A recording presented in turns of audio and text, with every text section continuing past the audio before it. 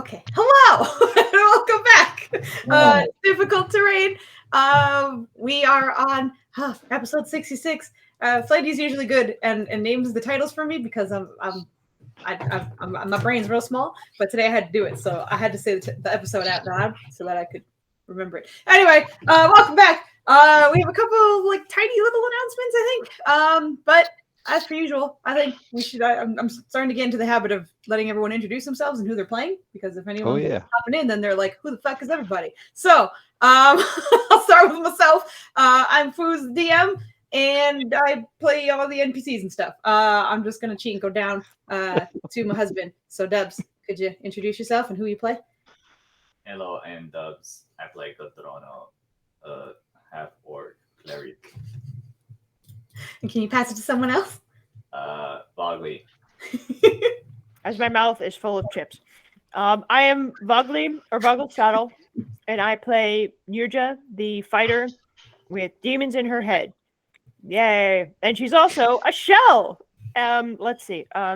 Who's next? I'm gonna pass it off to Frandiferous.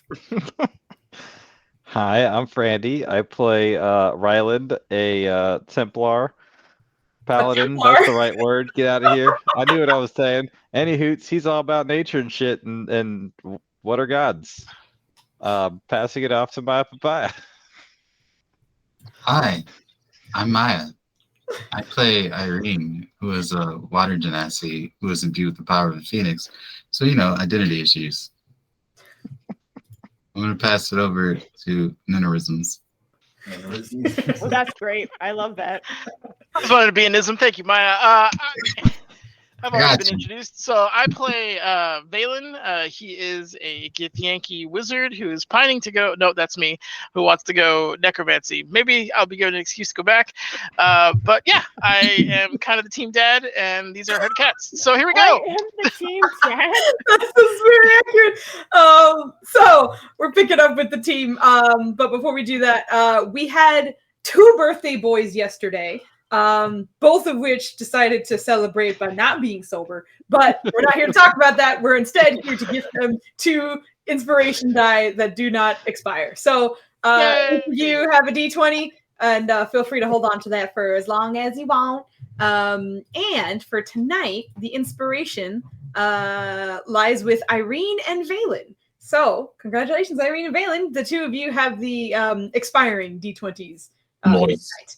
So with that, we'll hop into our recap, which Flandy, you're up. Deviously on difficult terrain. Oh boy, we had a really long conversation about tea before this. So anyway, what had happened was no. So the team kind of had a little bit of a respite, relaxing in their the Preventor's estate for a little bit, doing various things, but also able to kind of call on some friends. So Valen reached out to a Burbalang friend of his who has gifted him many things and kind of kept up with him and sort of tracked him. But he has a rather interesting craft that he has perfected, which in scraping bones, he can actually pull up the history of the person whose bone that belonged to. So using one of the bones from Maliel, one of the dastardly folk you ran into while freeing Treebender from the ring, was able to kind of figure out a little bit of information and give a few insights to Valen, who then made a document for every single person and handed it out. So everyone has the information that was gleaned from that meeting, thankfully. But other than that, a dream of sorts with a strange bit of clarity kind of came to Nurja during her rest for some time. And then the rest of the group kind of got together and planned out the rest of their day, essentially. So you guys actually did have your long rest before heading to the Mzuri tribe, because you had to get there. Well, not had to get there. You had to get there at some time. But knowing that they can kind of stay up in the city more or less has a timer, you guys rested for a bit and then headed off to the Furbolg family that was once only a connection to Ryland, but is now a connection to everybody. As upon arriving, you've heard that Ryland's mother did her best to kind of get all of you accepted as family members and succeeded. So for the first time in over 1,000 years, this Furbolg tribe is accepting foreigners into their lands. So trading off the magic ability that Karugu perfected, the dimensional anchor, you guys chatted a little bit. We're more or less told there are certain rules, one of which is not to lie in any capacity. Even a lie of omission is a lie. You have to be very respectful with your words. And I believe there was a bow that was had and was immediately chastised because bowing is not a thing. Hugs are instead. But otherwise, given the sort of brief rundown, you guys were about to head back to the village for the first time. You were told there was some celebrating already taking place, the celebration being sort of the welcoming of the new family. And not only that, but there was an intention to kind of speak with the chieftain and sort of handle that letter that was sent to him, most likely in reference to the party that is happening in about 2 days, more like 1.5 days now. But yes, we're picking up with the group. I'll say that as a group, everybody is kind of walking their way towards the village. It is a bit of a walk, so you guys have some time to chat if you would like. Of course, you do not have to, but if you wanted to, you have the option. So let me drag you guys over to the old map that we were using. And So, Foos, what's up? I'm guessing we're being led into the village because they don't know about what Rolo's did yet. Rolos is dead, so it doesn't matter. Okay. We're gonna. We don't know. Anyway, but yes, you guys are on your way over. I'm just bringing you back here because you're not necessarily here. You're just walking through the forest. But if any conversation is had, feel free, or questions or anything. As I also copy everybody. Hold on, let me make sure. Oh, Kambish is a giant bat. I forgot about that. You probably morphed him into a giant bat, and he's flying around with oryx at the moment. He's having a very, very good time. But he also made little kind of commemorative braids for everybody. Bats. Yes. I love it. That's great. But yes, he made little braids for everybody that all kind of have his fur sort of intermingled in some way. But each of you now have like a very personal one. You can see that Treebender had his sort of braided into his fur. And Dangle's not too long, maybe like 2 or 3 inches. So it can kind of nestle between his fur, but because you know him so well, each of you kind of clocked it immediately. And looking at it, it seems to kind of be kind of comprised of like tiny other claws from other creatures, but also sort of braided around some of Kambish's fur. But you can kind of make that out as he walks along. That's so cool. You're so cool. You're cool. What? There he is. Yeah. I'm bringing them back to the map so we remember that they're here. You also watched as your son, for the very first time, cast mage armor in a wizardly fashion. Yes. And not a divine one. But all that is happening. Oh no. It's okay. There's still a chance for sorcery to come in. Galen is in the lead. Yeah. There's a moment. Metamagicking in no time. There's a moment where you're walking, and Valen, you feel Kemen kind of lean into you. Hey, I was hearing some stuff about family because I do know that word. Are they cool with me being there and stuff? I mean, they didn't really talk to me. That's all right, but you know, figured it out. Well, we have 2 options. We could find out at the gate. Oh, okay. Or I could ask them. We can find out at the gate. That's fine. Sounds good to me. I'll just hang out in the forest. I don't think it'll be a problem. You're my brother. Should be fine. All right, cool. I will take that. That is totally acceptable. He's kind of like looking around. This is really pretty here, though. Yeah, it's very nice aesthetic, for sure. It's weird, I guess, because it's so peaceful. But That's good. Peaceful's good, and in some ways has to be earned. So I understand their reticence to let people in. They're what? Their hesitation. Yeah. I mean, we all look weird too, to be honest. It's funny because look at Rolos. Or Rylan with his fucking multicolored stuff of hair. Yeah, and he's the most normal looking one here out of the group in comparison to like the other furbolgs who've come to greet him. It's normal. Oh. I think Nirja's armor's also stopped being green, right? Ever since she. Yeah, I believe the timer for that one. Yeah. But yeah. Hey, Kevin, I need you to run me some theoreticals on how to fight in a situation where, oh shit, I have to talk to the kings. I don't think we have you an official invite. Oh, wait, an invite to the party? Yeah. Do you think I should go? Yeah. Okay. Yeah. You think anyone else there is going to speak gift? Because that might be a problem. I could speak a little bit of Draconic, but that's about it. Oh. That makes sense. Yeah.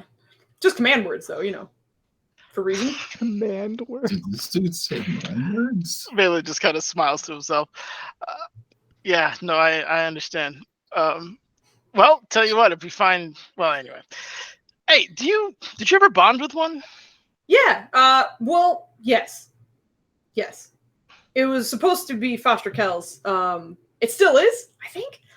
And then, weirdly enough, the Queen was saying something that, like, it was gonna bond with all of us, I think. So, our other brother did. And then I started the process, but I don't think I, like, fully bonded. Didn't really have the time. Foster Kell was pretty good at it. Because this is a floating disc, and we're short on weapons and magic. And if, you had a way of communicating with your friend, that would be exceptionally helpful. Do you think people would be cool with seeing a red dragon? Like, I don't think that's a good idea. Look, Well, here's the thing. You wouldn't need to be visible. Well, I had no way of telling you because I have no magic. God, I'll think about it later. We'll keep walking. I think if I knew what the hell they were saying, this would be real bad. I feel like we didn't understand anything until he said red dragon, and that's like came through perfectly clear. It's like everybody understood that to be red dragon, then everything else went to like jumble again. Yeah, I feel like even fucking Kandar would be like, huh? Yeah. Did you say red dragon? Well, Valen, if you're saying this aloud, Nirja would say, do remember we do have hand signals between and among ourselves. We could add a few more. Wait, did he actually mention the dragon so we could hear it? No, it's Kevin only mentioned the dragon, but Valen, he mentioned that we couldn't communicate, but he'll say to Nurja, the distances would be too great. We would need smoke. We could do smoke signals, maybe? We'd have to set something on fire. How hard is that? Well, I guess we would... Wait, what distance? Why? Wait, don't worry about it. Have you never started a fire by hand? Who are you asking? He looks at Rylan and like produces light in his hand just for a moment. No, like a real by yourself. Without help. Why would I need to? Well, you just explained a scenario where you might need to. Fair point. She's a phoenix. She may not have that option if we need to start a fire on that thing. I don't know why we would, but I'd like the... Excellent question. Can I do an Arcana check to figure out if the Kandara is like a magical element or just a part of who she is? You know what's great is he could just ask. Yeah. That's not the fun part. He's got to figure it out himself. You can give me an Arcana check. I don't want to roll, but this is what he would. I don't want to roll. Starting the night out. You know how you get out with it? No, you got this. There it is, baby. All right, not bad. Staring at me like that. Thankfully, DC's not crazy. mostly because you've had enough time to be around Irene to kind of understand how she works, even before the Phoenix was wildly obvious to you or even introduced himself to you. But much like Irene's just physical body, she is part water. It's just what she is. And with the Phoenix attached to her, fire is just her as well. It likely wouldn't ping as magic if she produced some kind of fire or if she produced some kind of water. If it's a specific spell, yeah, that'll count. However, if it's just like, here's a little bit of water, here's a little bit of fire, probably good. Yeah. So Valen will be... No, to answer your question, Rylan, I have never had to create fire on my own. Hey, Pops. Oh, yeah. We need to teach our new brother here, my new brother here, how to make fire. He doesn't know how to do it, not magically. I don't know, sir. I don't want to waste your time. It's no, not a problem. It's a very important skill. It is a very important skill. It's one of the few things I actually paid attention to. It is one of the few things he actually paid attention to. Rylan, brother, I have just moved you and everybody here 3,000 miles in an instant. Okay? And yet you don't know the basics of building a fire. It's because I do not need it. You need different phases. You gotta go gather your tinder. Yep. Now- That's the right word. Sir, You know what? You don't get to teach him how to make a You fire. gotta go gather your tinder. You want to make sure that you have like Irene, a help couple me, twigs please. that are like the size of your finger. Look Well, as their palm in a fire springs. a size of your finger. You want a good pile of that. there are certain things that everyone excels at. And if that is not something he desires to explore, then let him focus on where he finds his strength. It's not that I still think mind it's a good learning. skill to know. It's there's so much to do, and your time I respect. Oh, When this is all over, we could absolutely do some survival training. I do not mind. well, You know what's funny? maybe. I just pictured Valen like doing the sticks and like rubbing them together, and then at the end he goes, "Coffrey!" and then it goes. Oh my god! He just gets tired of it. He's like, "Coffrey!" It's taking forever. Hey, Rylan, look over there. I Yeah. Hey, Foos, What's up? did it. I have a cheese question for you. Okay, hit me with some cheese. Here we go. So if all of us take survival lessons and each one of us takes a level in Ranger, Oh, does that make us together a level 6 Ranger? I'm also going to let you know that just wisdom scores alone and dexterity scores alone, there is not the possibility for each one of you to be a ranger. Rangers are one of those few to multi-class in you that you need both your dex and your wisdom to be 13 or higher. And I know for a Together, fact with our powers combined, we can be a Ranger, guys. the most of you do not qualify. I think Some of us have to carry more of the team than others. I think Irene does, and like I don't think I can carry any of the team. that is your wisdom is above a 13. I'm shocked. 14. Irene most certainly cannot be a ranger. Her dex is 12 and her wisdom is 12. Oh, I thought your wisdom was 13. All right, so not Irene. She Dubs, has high end. what's your dex? Oh, it's 12. Oh, it's a 12. All right, so it's literally only Valen who can. You know what's funny though? You know what's funny? I think Valen would appreciate this. Irene could multitask. Could multi-class wizard? Hell yeah. What would that even be? Wizarder? Anyway, Why would you do that? And finding out that somehow only the wizard has the skill or the ability points to become a ranger with multi-classing, we will. He doesn't know how to start a fire. He does not know how to start a fire. That's true. Yeah. Oh boy, it is. It's rough out here in the ranger world. The best part is every time I'm like something goes missing and you guys have to go follow it, and you're like, "Wish we had a ranger." I'm like, I didn't mean for all this, but it's hilarious. Anyway, you guys find yourselves being led through the forest, and then both Ryland and Valen a little less, but you know you're kind of closing in on it. You probably have another like 10 minutes or so until you're there.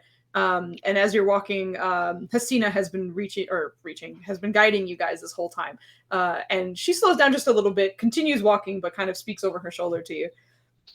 So we have, as you probably have heard, the celebration that is sort of going on. But you also did want to speak to the chieftain, so I suppose which would you rather visit first? They are two different locations.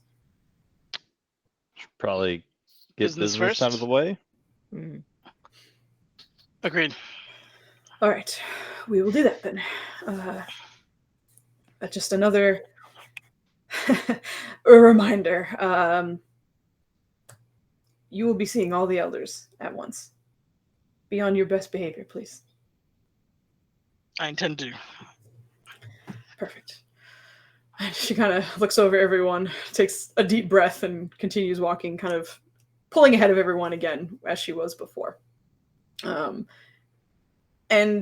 the rest of the trip goes a little faster, with both the mother and father of Ryland kind of yapping the whole time, and Kambish kind of weaving his way through everybody, excitedly explaining everything that he has been doing since you guys have left him, like almost down to the minute. But with kind of the excitement in the air, those who have seen it before know that you are approaching sort of the magical barrier that very much doesn't seem obvious for a normal onlooker. But Hasina, walking up first, kind of takes a moment, stops, and looks behind everybody. Now, if you don't mind, this is more for my comfort than anyone else's. I just need all of you to promise never to reveal the location of this village.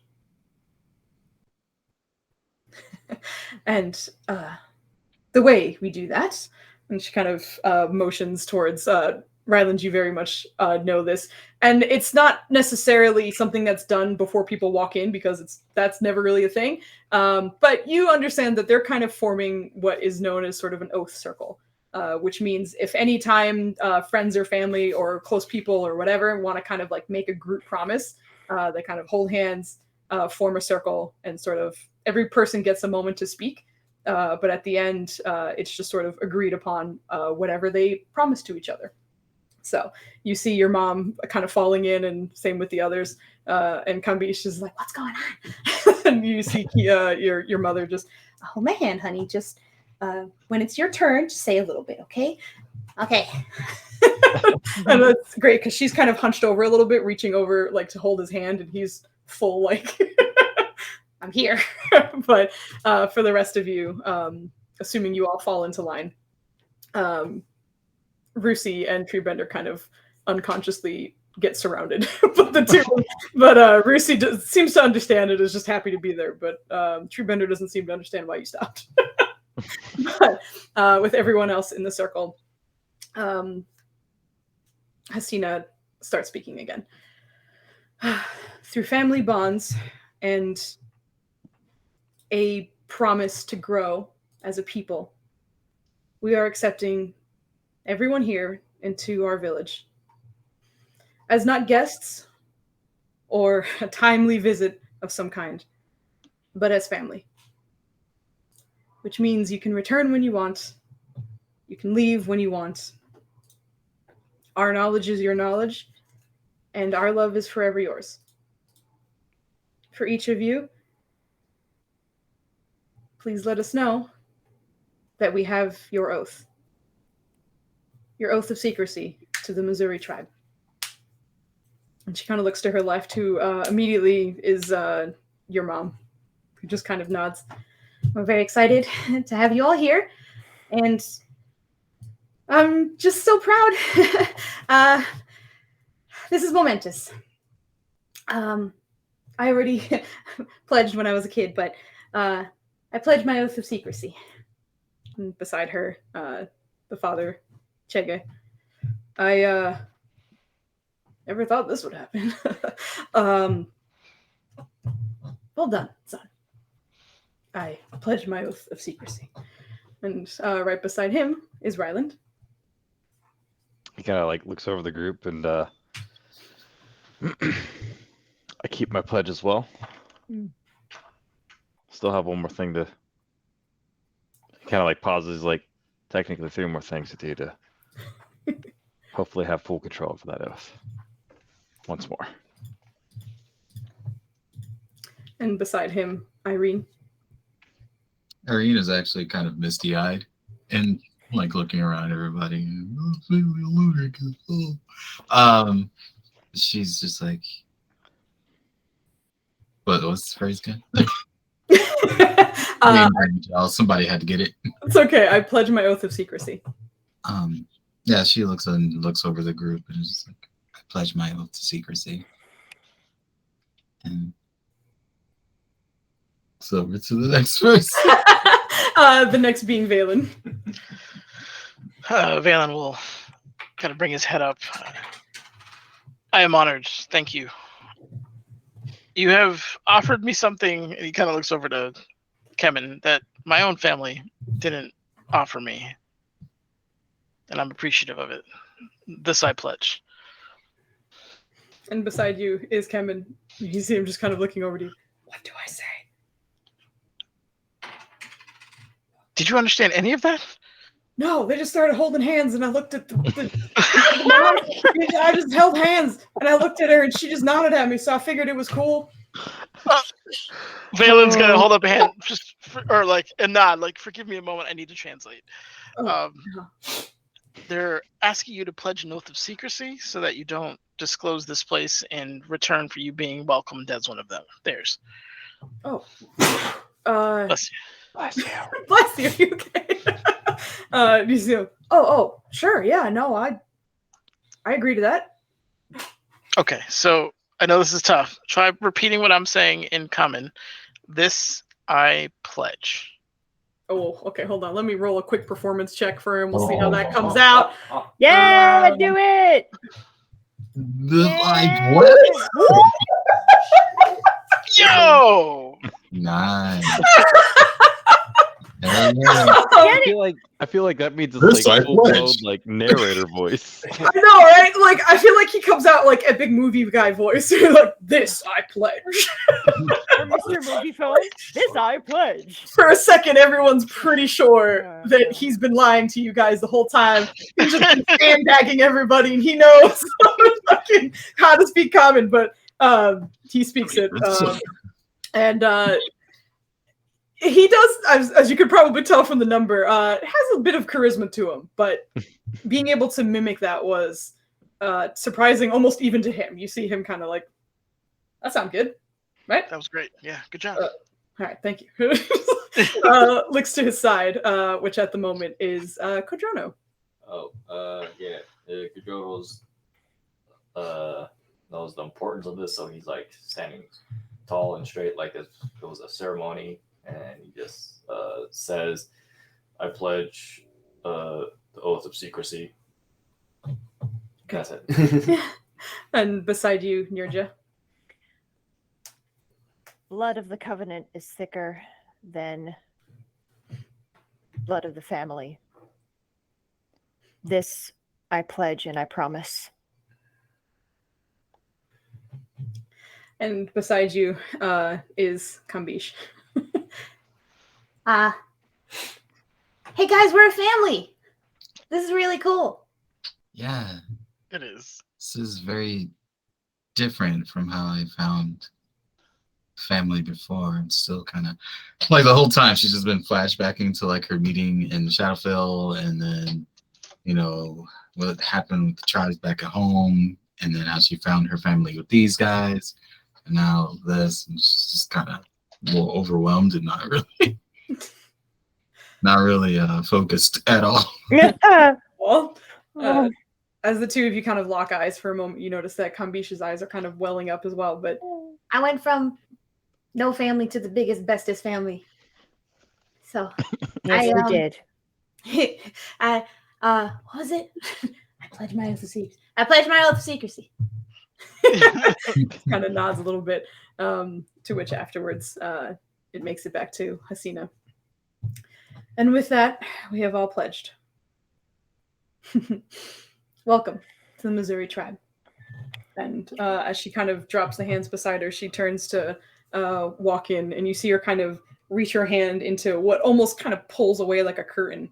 But you watch as what illusion of forest and tree and just kind of verdant expanse is pulled away to reveal another still very lush, still very green, foresty environment ahead. But about 200 feet or so beyond that, you can make out the vague shapes of both people and lights, and it seems like a bonfire is going off towards the back. It seems a few tents have been sort of set up, mostly made, again, of natural material, sometimes fur, sometimes just sort of very, very large leaves that have been sort of stitched together.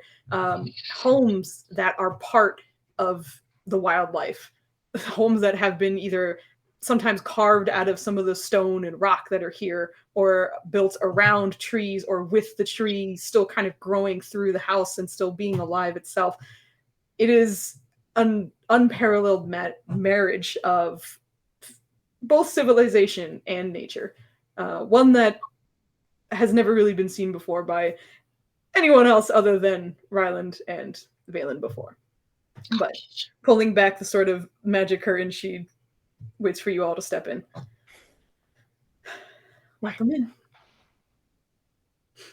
Thank you. Foos, I have a few concerns. Sure. How close would you say this campaign is to Legacy? Yeah. It's like 17 years apart or something, or 14. I don't know. See, my concern is we just took this very important oath of secrecy. Are there, and there's a soul stealer dragon, which reminds me of, you know, several other draconic threats who have a tendency to go into your brain and peel out all your memories. So if they give up their location via that method, is that breaking the oath? Or you're welcome to ask the tribe. Irene wouldn't know to ask that. No, she wouldn't. She's never had a dragon from Athos in her brain. So no, she's not. Not yet. But yes, don't worry, you're all good. But I didn't like that answer for this. I can't answer you. You're asking meta information about another campaign that we're not playing right now. But you two are very close to one another, and there's already some overlap. So, believe it or not, Nunners and I don't confer on our campaigns because we do want it to still be a mystery to each other. So any overlap is purely sibling coincidence. So what you're saying is when Dragoff shows up here, that is entirely your own decision. What she's saying is get in the damn village. You don't get to criticize me at all today, Flynn. Shut up. Oh my god. Incredible. But as I'm assuming all of you sort of walk in, you can already sort of hear the distant sound of what seems to be likely celebrating kind of happy noises, music a little bit, chattering, and you're kind of making out sort of what you can also kind of smell a little bit of the bonfire. But also, for those of you who are kind of a little more perceptive than others, you can already hear that the nature in this space seems to be a little bit louder. While out in the forest, of course, there's the normal chirping of bugs and such, but here it's a little bit louder, like everything's a little bit clearer.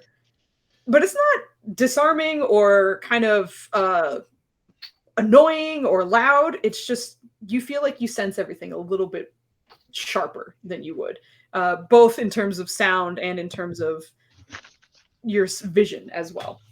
But as everyone sort of steps in and Hasina closes it behind you. So, I believe the elders are already at their circle. We can go meet them now. Those who should probably enjoy celebrating instead are welcome to go. But for the rest of you, as you mentioned, business first, right? Indeed. All right. So Ryland's half expecting Kevin to be like, okay. Kevin is still like, Kevin, we're gonna meet the chiefs of this village. Oh. So I'm gonna need you to be, not that you're not well behaved almost all the time, just keep that up. Thank you. Okay. I have found out that shutting up is kind of what everyone appreciates, so I'll keep doing that. If you have any concerns, let me know, obviously, but thank you. Yeah, sure. No problem. But with that, are we going to Would say Ryland know if we had any, like, language assistant devices or anything like that for like potential trading outside of the village and whatnot? I don't know. Not devices. However, your arcane elder Wangu has been known to kind of either cast tongues on someone or comprehend languages if they're going to some place where they're worried about language barriers. So it's a very simple solution for her, at least. So you don't imagine that being an issue. I feel like Ryland's not smart enough to know what this actual spell is. So he's like, I feel like having that realization. Wait, isn't there a spell you could cast? Tongues. Help him understand faster. I don't have it prepared. Actually, hold on. Let me see. Does Tom not have it? Oh jeez. Okay, hold on. I don't know if he does. Also, I don't know if I can cast freely in the village. I don't know what the rules are for that. Oh The god, rogue where is police just barrel down on you. Get on the ground! Stop resisting! Oh, Oh, Was that a somatic It component? turns into the fucking Astartes thing. Just You just get Oh my deafened, silenced, and blinded all at the same time. no, he does not have tongues. God damn. Okay. I do remember a lot of his stuff is very like I don't know. Some of it's like a decent amount of it is pretty aggressive for what he is. I keep thinking he's blue. He's green. He's green. He's green. My brain does not link that properly. Anyway, Oh, no. Valen, though at that suggestion, Valen's like, you know what? Next time we're at Kudagoose, I'll pick up that spell. I'm sure Zalasir knows tongue. I mean, somebody in the village knows it. That was actually very good. I ain't even mad. That was really good. Oh, now I know what she meant. My head just cut up. The incubus knows tongues. Whether that's the spell or not, you figure it out. But I will, as this is all happening, Kahia will kind of take Kambish's hand again, and Rusi kind of forms up, knowing that they can go back to the village. Hasina continues to lead the rest of you, but as the others are kind of wandering off, which is Treebender and Rusi, and the parents and Kambish, Kahia turns towards you all. We'll see you soon, right? Get ready for fun. It'll be nice. I'm looking forward to it. Thank you. Good. And these last basically until you want, because it's about you guys. So I don't know if you're very tired or not, but up to you. We just woke up, so we may or may not outlast everyone, depending upon. Well, that's difficult to do here, but we'll see how it goes.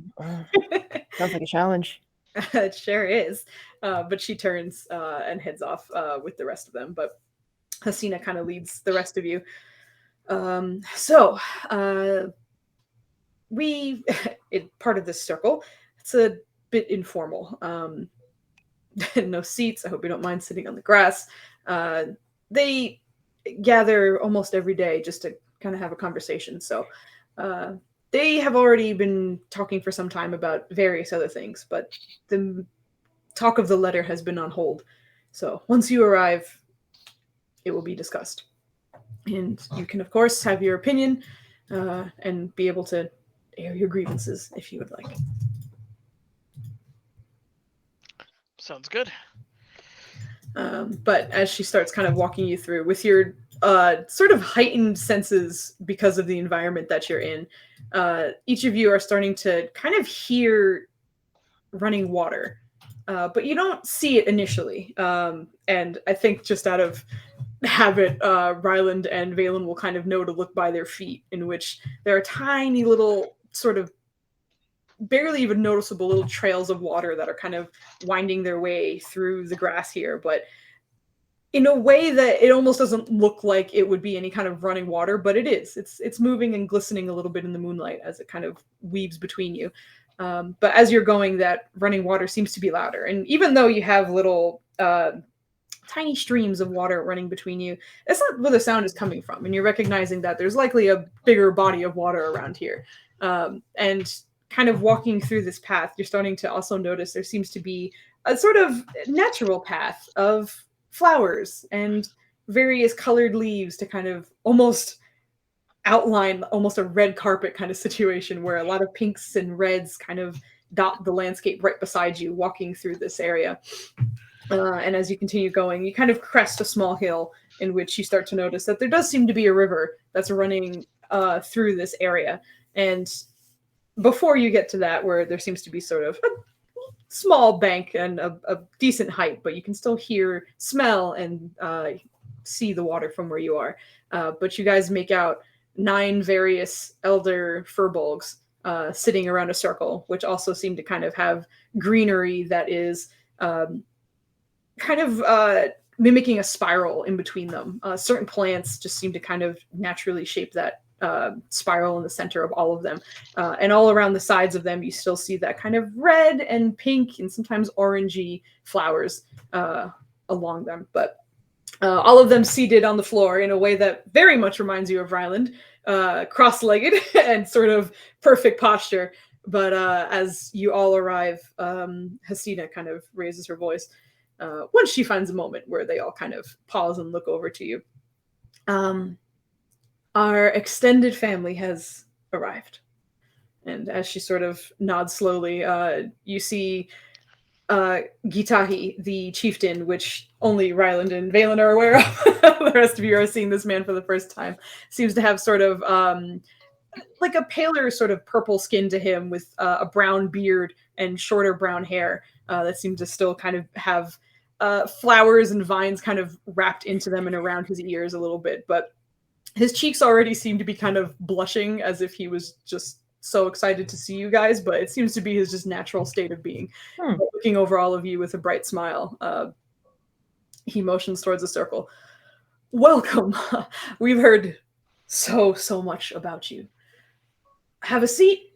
We are having some discussion, and these are always open to everybody. But while you are here, we can talk about the important letter that we have received. But welcome once again. Thank you. Thank you. And I'll move you over to the new map. Neat. You guys are. Wow. Like Round's gonna he's gonna start.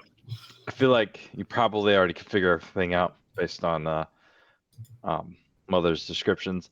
And he's gonna go through and introduce everybody both ways. That is appreciated. Welcome once again, everybody. I will take the time to introduce everybody else. I am Gitahi. I serve as chieftain through a long and well done, I suppose, practice of training our chieftains. I was chosen for that illustrious role. So, as you know of our people, we just believe that is title, and I will do my best for my people for as long as I hold this position. Beside me is Keone, and you see a sort of white-haired furbolg who has her hair sort of cut pretty sharply under her jawline, who seems to be sort of the most rigid of everybody, sitting very straight up. This is Keone. She is our Tumaini, and she is also known as the Ritual Guardian. She holds a very important role for us, which hopefully will never have to be enacted, but she's important, of course. And you see her just sort of nod over all of you, just still watching.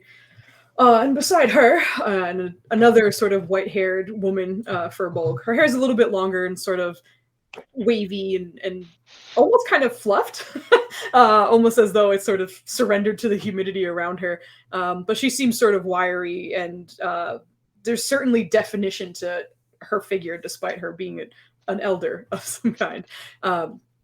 This is Moira, but I believe you have met her, and she has spoken to you quite a bit. She is our elder of lore, and any question you have, she will likely find an answer for it at some point.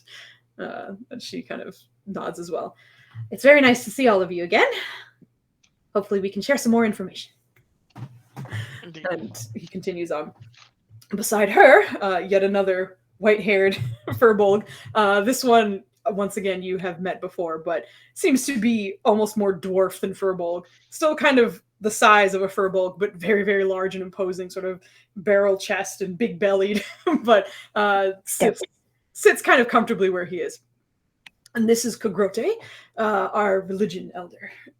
He has been studying all kinds of deities and been passing that information along to the next few elders who will be coming along. He also kind of waves. I would stand up, but sitting is very comfortable right now. No mind. Of course not. And then continues on. And before he even gets to, you see the sort of usual hunched over woman who's still of decent size, kind of clutching onto her staff even while she's sitting. And you have met me before. I am Wangu. I am the arcane elder. And I heard we have a very special scroll that we have received. And I'm very, very happy to hear that.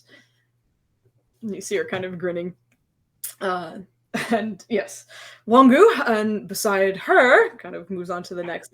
And this one seems a little bit younger than the other elders. His hair has turned white, but otherwise not a lot of wrinkles all over his face, but seems to kind of very much have his sort of hands against the grass, as opposed to everyone else who usually has it against something they're holding or even in their lap. But his palms down are just in the grass beside him. This is Mzuri, our elder of druidism. So most things that are living, you will likely find some kind of answer from him.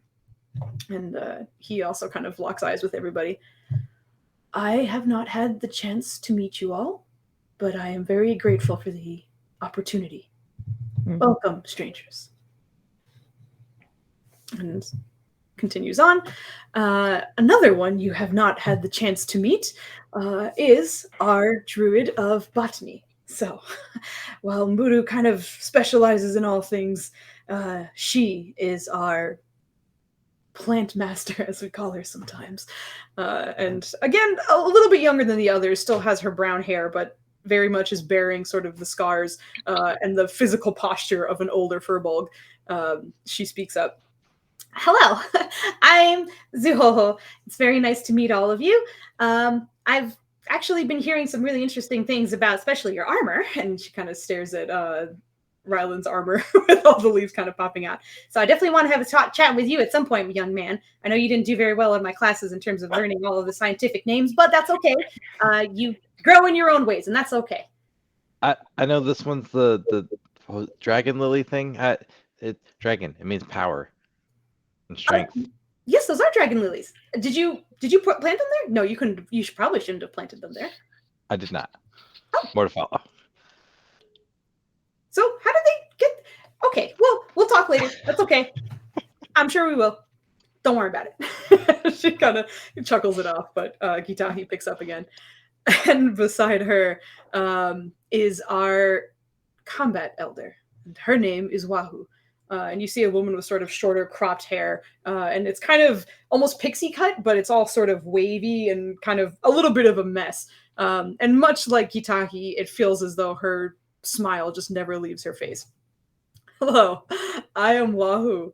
And I have been training your son a little bit. He's done pretty well for what I have been doing. He's little, so we're focusing on his strength, which unfortunately is not strength. But he does well, and he listens.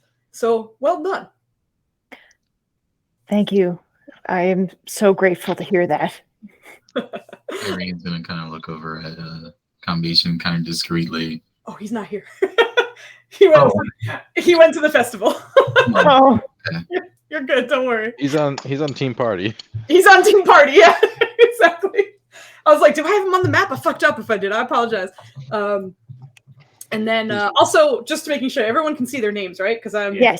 Okay, good. Because I was like, I'm quite sure. I really appreciate that. Yeah, I was like, I'm gonna spew names at you, and I'm sure it's gonna be like, what? I was kind of looking forward to the craziness that would have been the naming. Yeah. Well, we know a lot of them already, but there would have been like maybe 3 we could have guessed, I guess. Oh, everyone tried for Tumaini. I didn't see it. Nobody got it. That's okay. Come on, Goose. I you was know, doing a I'm half-hearted trying to one. get it. All right, well then do a real one. Okay. You want me to do a real one? No, wait then. Vogley was doing the like, I didn't try. I'm like, all right, then try. Go ahead. I was just correcting my pronunciation. More like two by me. Yeah, exactly. Yeah, there you go. You got it. Oh, two- yay! So I as that did it. happens, Gitahi continues. And lastly, you have again already met him, and he has he took a day to recover, if I remember correctly. But Matu is our elder of healing, and you see the kind of sort of plump-cheeked, definitely the youngest looking of all the elders. Although you have heard him sort of boast that he is quite old. The elder of healing, kind of waving at you guys. It is nice to see all of you once more.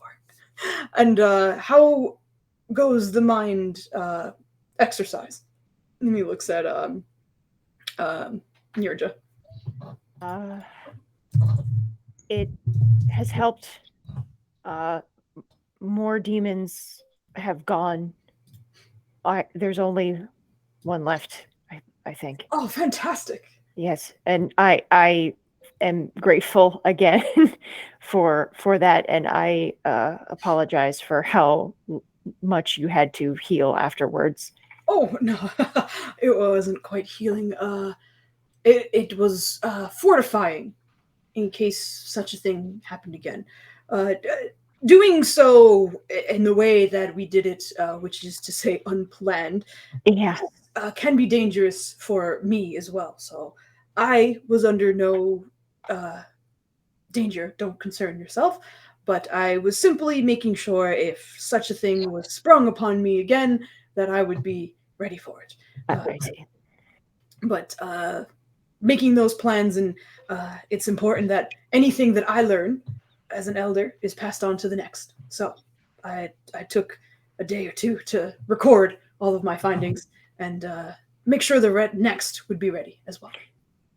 In that case, would you like to do another study and be prepared enough to use this instance as an example? The study was more or less based on the surprise element. If I know what resides in your mind, the surprise is gone. So I appreciate it, but it was to protect the minds in case of spontaneous possession. Yeah, good. If there's any other way I can assist so that you may glean more information and be more protected, I am more than happy to do that. I appreciate that. And you see him nod, and then Kitahi kind of motions. Please have a seat wherever you'd like. We were just about to finish, so it's probably good timing that you have arrived.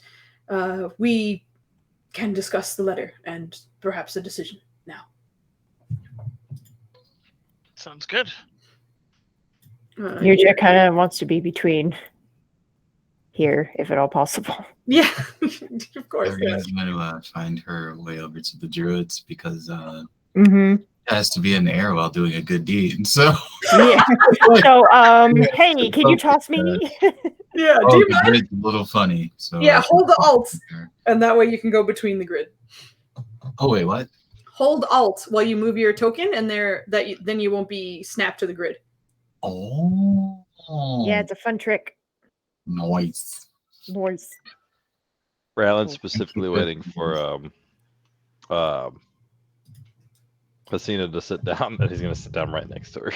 Oh, she doesn't sit. She stays upward. But He's she gonna kind of looks also- over at you.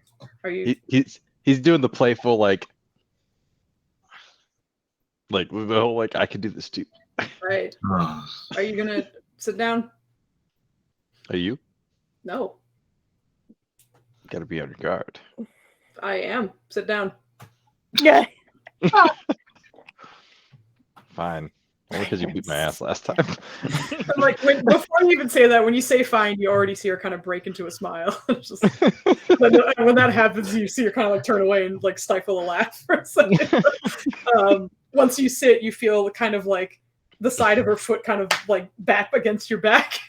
It's just like round 2 next time.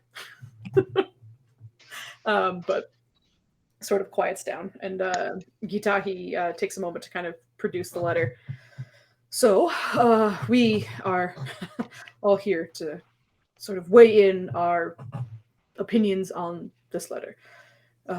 We have recently listened to the pleas of a mother very interested in making sure that the tribe continues to grow.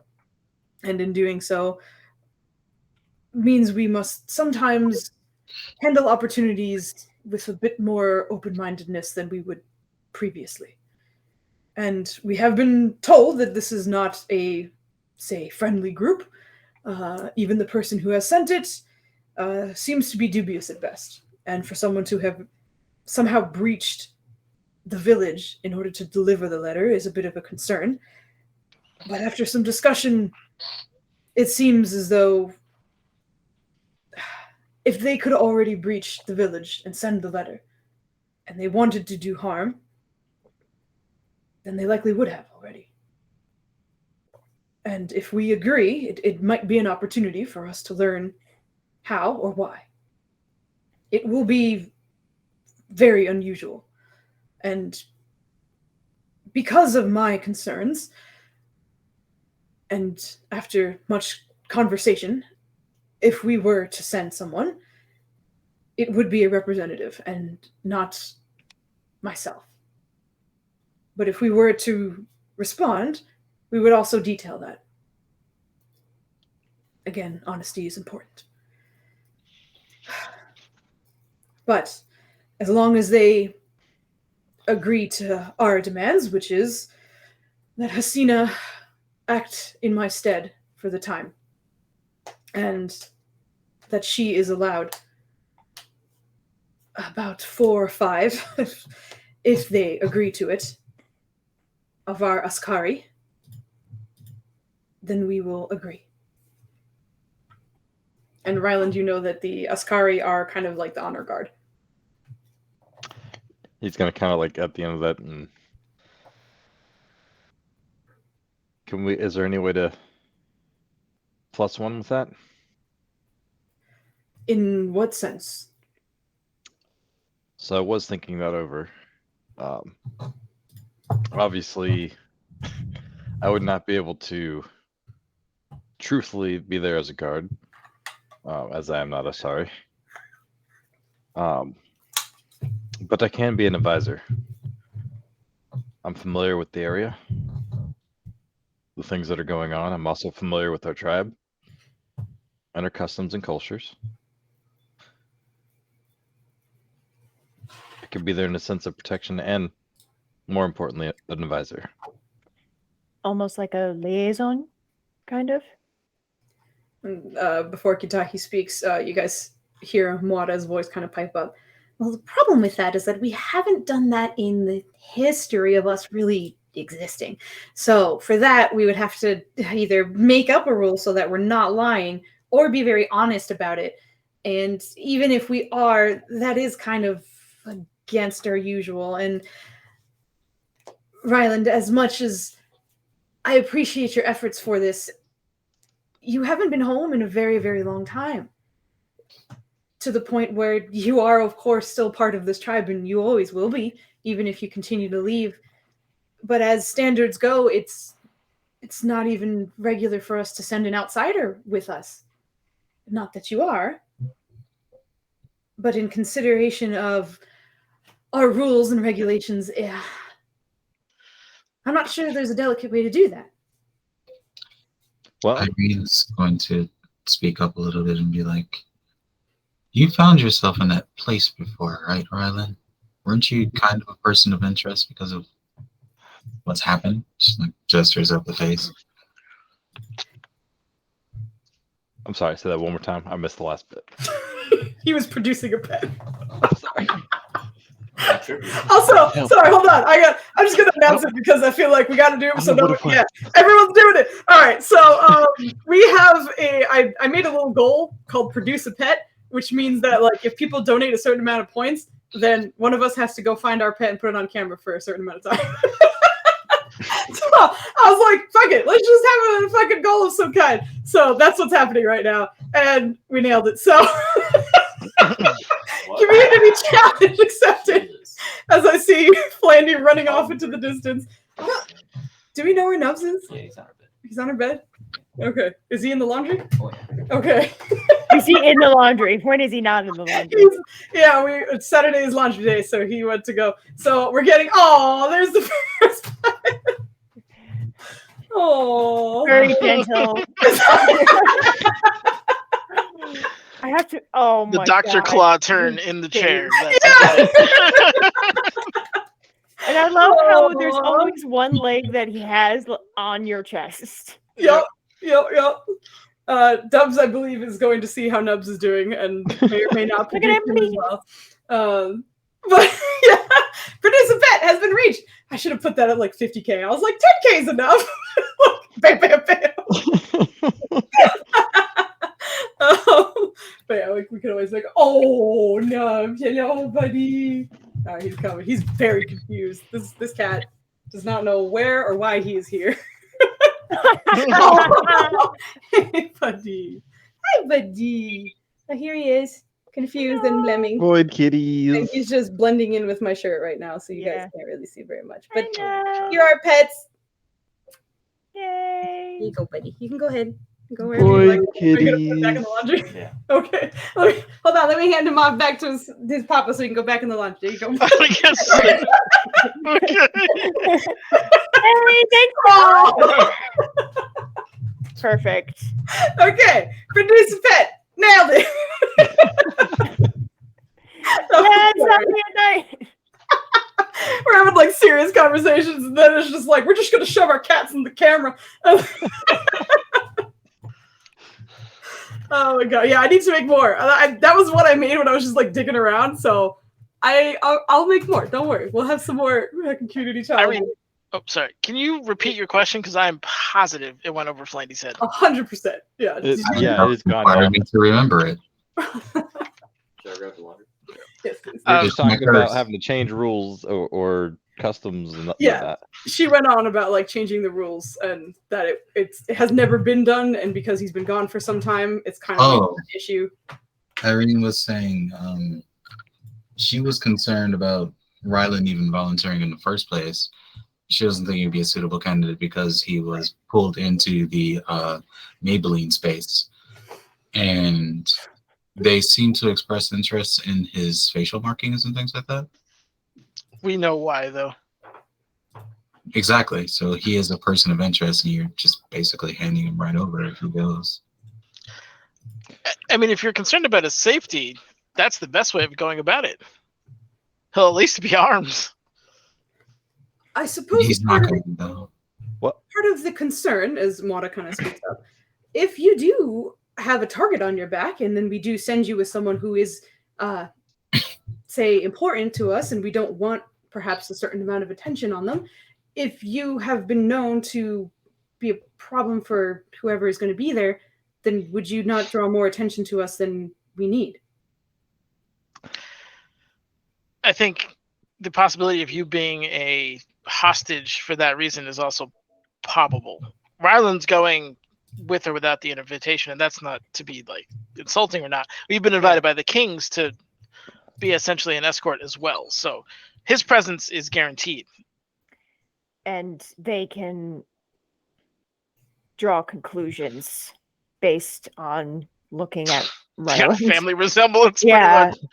And I'm good. Sorry. And Nirja is actually going to add, and my people also are concerned with our safety as well, considering our history. So we are admittedly more liberal in letting in foreigners. It's not a great word. I don't really like using that, but non-Dragonborn into our home city. But we have done delegations where we have had some of our own go out and almost like Ryland has, and see these different locations and see these different people, and then be that kind of diplomatic bridge between both as we sort of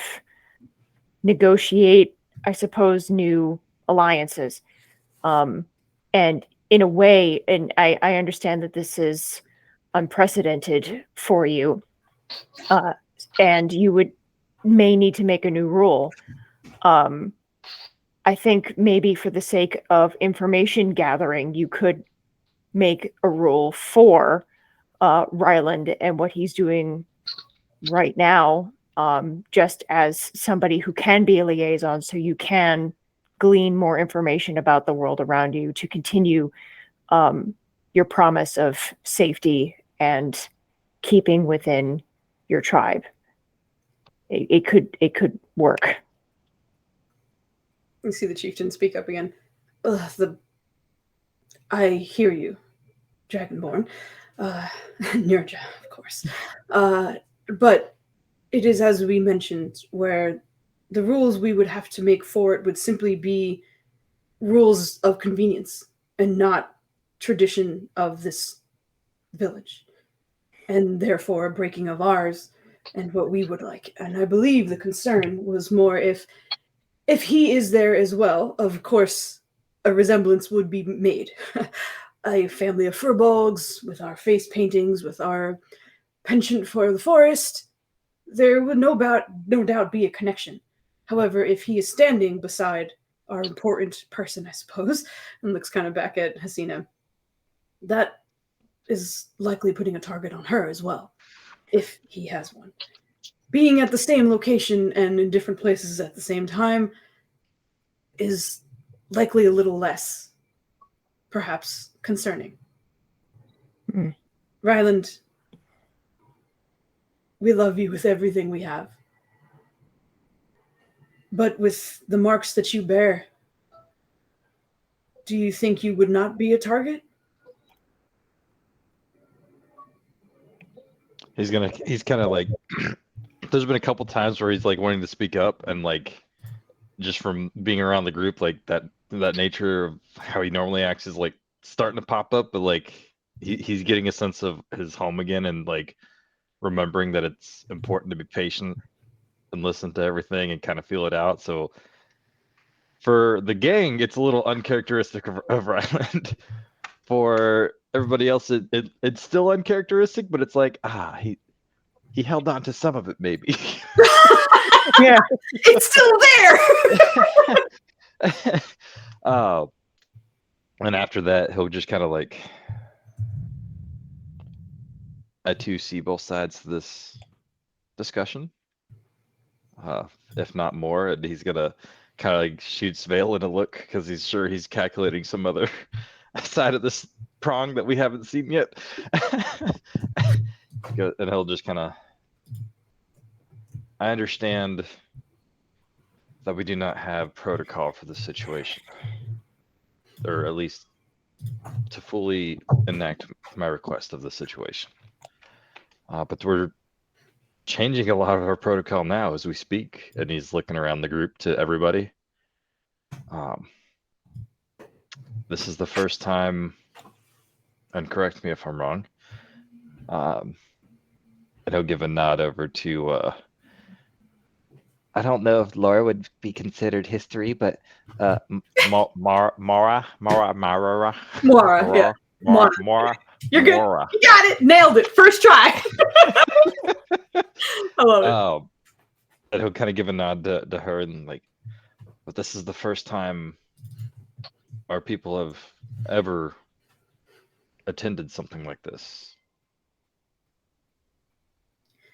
You're not wrong. I don't think we have any protocol really to cover every detail, but I don't think I'm not a target. I do think the knowledge that I would be able to share real time with Hasina would help her make the appropriate decisions. I would not be there to make decisions for our tribe. Merely giving insight as situations arise, if they do. Roll a persuasion check. Also, chair smite. Cheers, Your chair smite. I think some like tavern brawlers while fucking Riley Can pouring his heart out. Nirja also add? And how do traditions become traditions in the first place?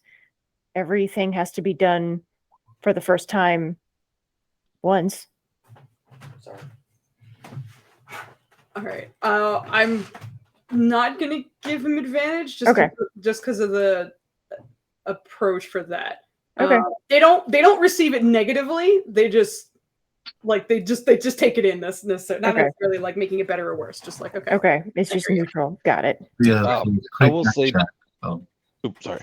He also would have finished up with the being a target thing, and like that, and that's why we're sending Hasina, not yourself, for that level of protection. And if I am a target, what better way to defend the family and the group than if I'm right there able to intercept immediately.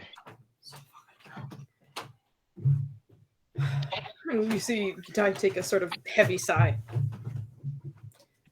Normally, when I make decisions for the tribe and for our people, it is something that I can participate in. Not once have I ever had to make a decision that I am incapable of even watching. I have my concerns. Should we send the two of you? If one is a target, it may drag the other along for much unneeded violence, or perhaps danger. If separated, we tend to be weaker as well. As a circle, we agreed not to let me go. And as a circle, we decided Hasina made the most sense. Ryland, if we send you as part of this acceptance to this party, we may need to ask a few things of you. And one of them may be more devotion to this location.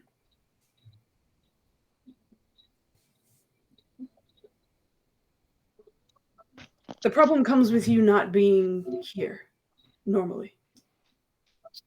Any rules and regulations we have made, even to allow this new family into our lands, and he sort of looks between all of you, is a decision based off family. A decision to expand the family. Expand our beliefs, yes, of course. Make new traditions, yes, of course. But it was a pact of love and a pact of acceptance. The choices you are asking me to make in this circle are not out of either of those. And that is often how we make these decisions. We make this decision out of fear. We make this decision also out of protection for each other. I hear your request. But I feel as though we can't demand what would be necessary from you. Would you leave your friends right now? Your family?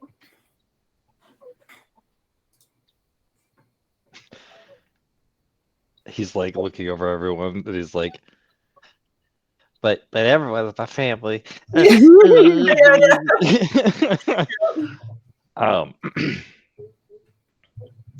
He kind of,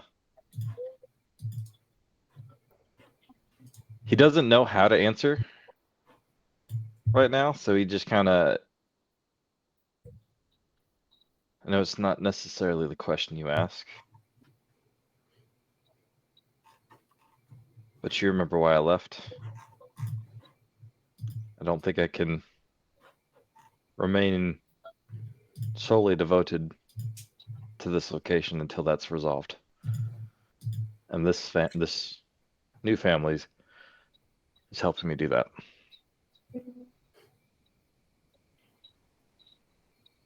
We sensed that. The elders who had come to greet you spoke of the laughter and trust between all of you. That resembled more of a family than sometimes we've seen in others. That is why we accepted everyone.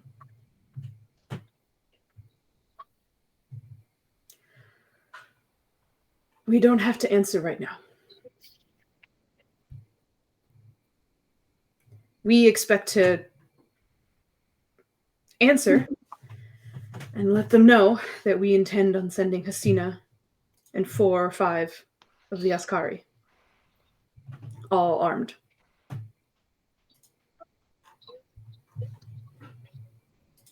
Perhaps a mention of you and your significance to the tribe. And a request to perhaps have you as honored Askari for a short period of time. We will see how it goes. Does that sound agreeable? As always, I think it's the most agreeable resolution we could come to. And if it does come to that, I will do the service as much honor as I can. And there's a moment where anyone who's looking anywhere else kind of actually who has decent insight here? Like the insight bonus, that is. No, just shaking his head. That's a big flat 0 for me. It's not. Green has a 5 in insight. Maybe Okay. Cadrona? Ditto. Codrono plus 9? Fucking Jesus. All right. Codrono, as all this sort of is happening, you kind of see Hasina, the chieftain in training, the woman who's standing up and hasn't quite sat yet, tense up a little bit. You have a plus 9. It's not out of sort of a reluctance to this plan. There almost seems to be more concern than anything else.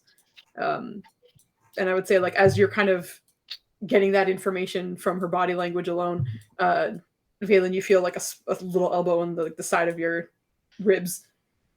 Hey, everything okay? It feels a little tense. She seems not happy.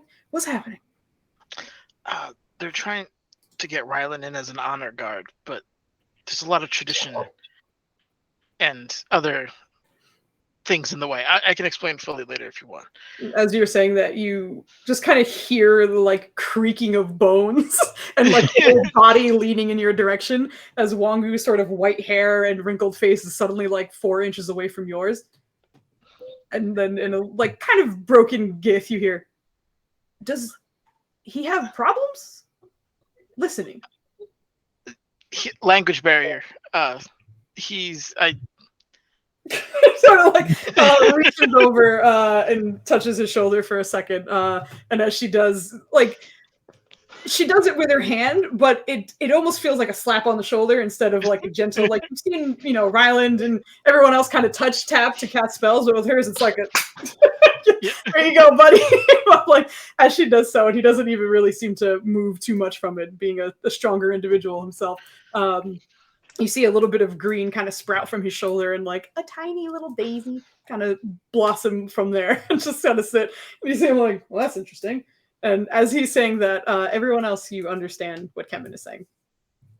So what was that? What happened? Then right afterwards. Oh, it's nice to talk to you again, Kemen. Nice to talk to you too. Hello. Wait, what? Hey, it's that thing again. We're not like mind or whatever. And like he kind of for a second, which Wangu leans over. Yes, that is just shh. Right now, just shh. Afterwards, he's like, oh, shh, I got that. Shh. Oh, I don't have to. We're good. Just kind of like shrinks into his spot, but like quiets down otherwise. But as all of that is happening, Gitahi kind of looks over the letter that's in front of him. I will ask the question then. But in this circle, we take time to listen to everybody. The elders and I have spoken before. But if anyone feels the need to ask a question or have their voice heard, you have that opportunity. You family. I need to backtrack for a second for this. Sure. Brain was damaged at the time, but when they were in the circle, did Kandara also chime in with the listening or kind of reaching out for Kandara? He is unusually quiet right now. Oh. So he didn't even agree to the oath of secrecy? He hasn't been saying shit. If he didn't agree to the oath of secrecy, she wouldn't have come into the village. Okay. So he wasn't saying anything, but I'll let that kind of run by, and then you can have a conversation with him now if you would like. I'm sorry? I don't want to have to like retcon the like you coming in and then whatever, so we can have that sort of conversation now if you would like. Oh, sure. If you wanted to like reach out to him, if you think she would have. Yeah, I feel like at some point she would have likely realized it earlier, but since we're here, we're not retconning. She'd be like, Kandara, were you present for the oath of secrecy? Yes. Can you swear it? I don't have to. What do you mean? You did. I don't understand. We are one. You agree to something. You pledge an oath. I agree as well. I see. So I think it would have been important for you to have said it.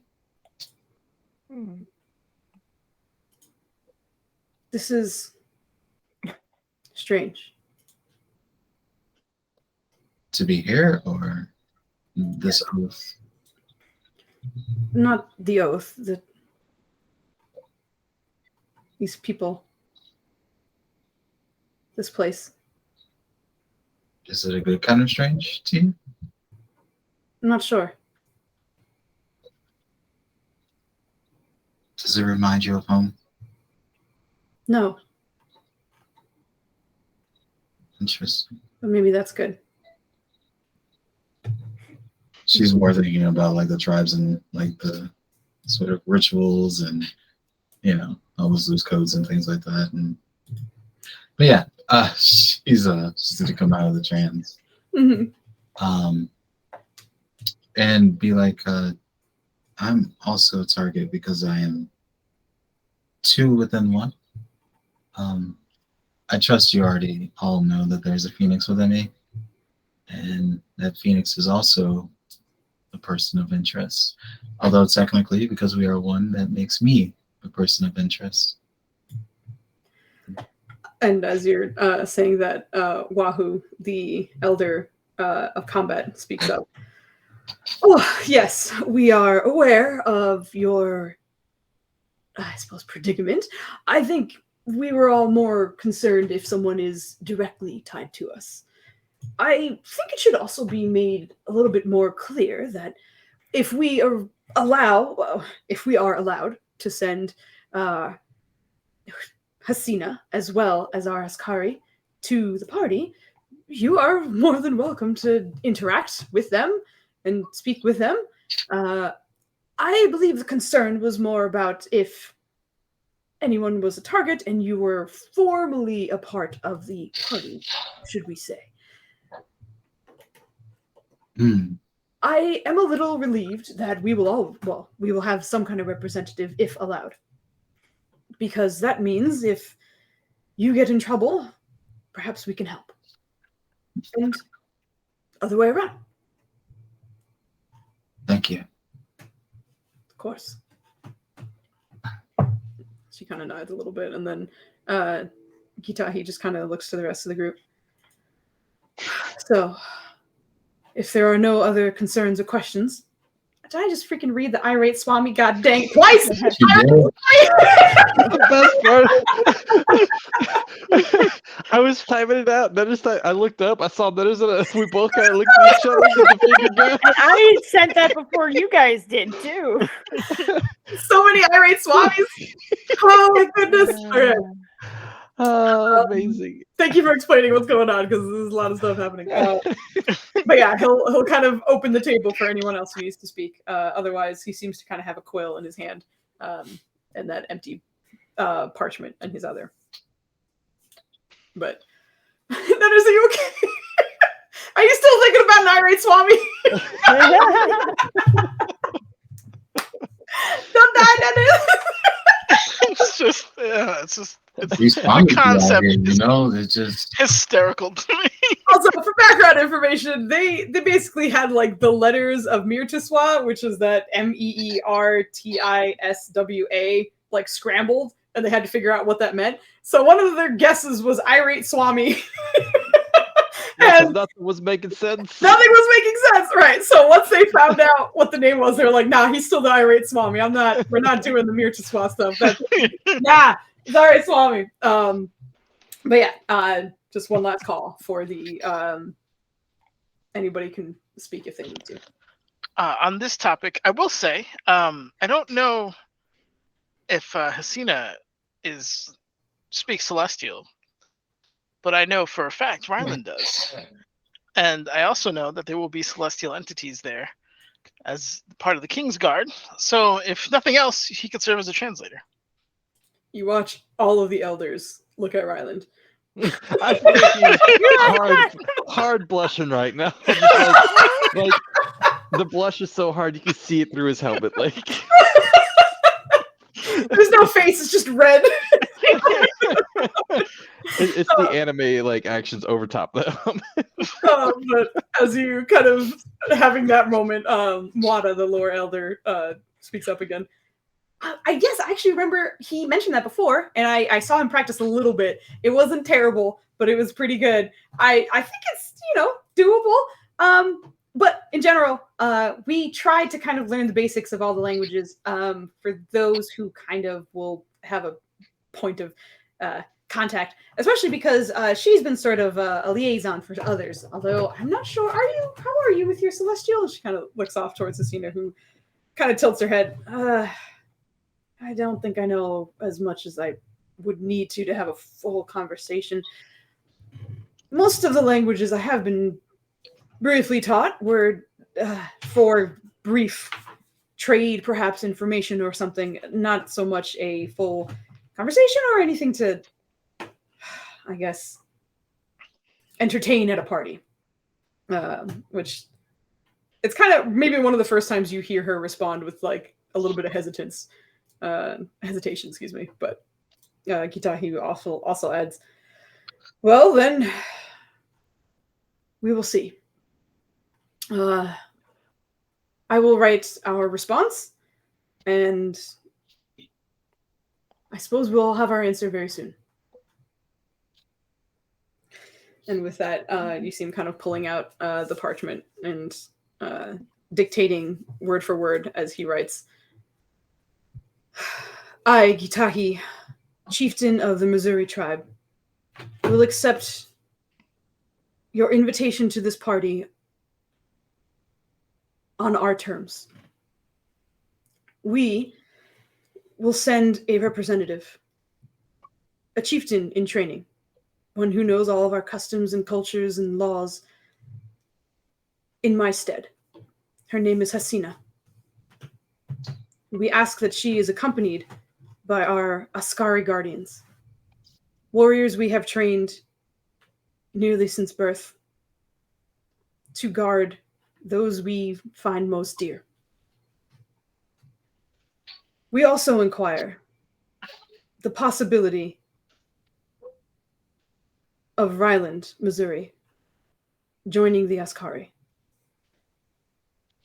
He is not one. He has not been trained, and he bears no titles. But he is of our family, and we ask that, for the moment, he be considered Askari. We look forward to your response. And then he signs his name at the bottom. I But feel like he's like, that's not all of us look forward to it. He like I look forward to it. Listen. he instinctively like mutters that underneath like to himself, but like probably loud enough for people to hear. But just sort of like, all of us are. Yep. Oh my god.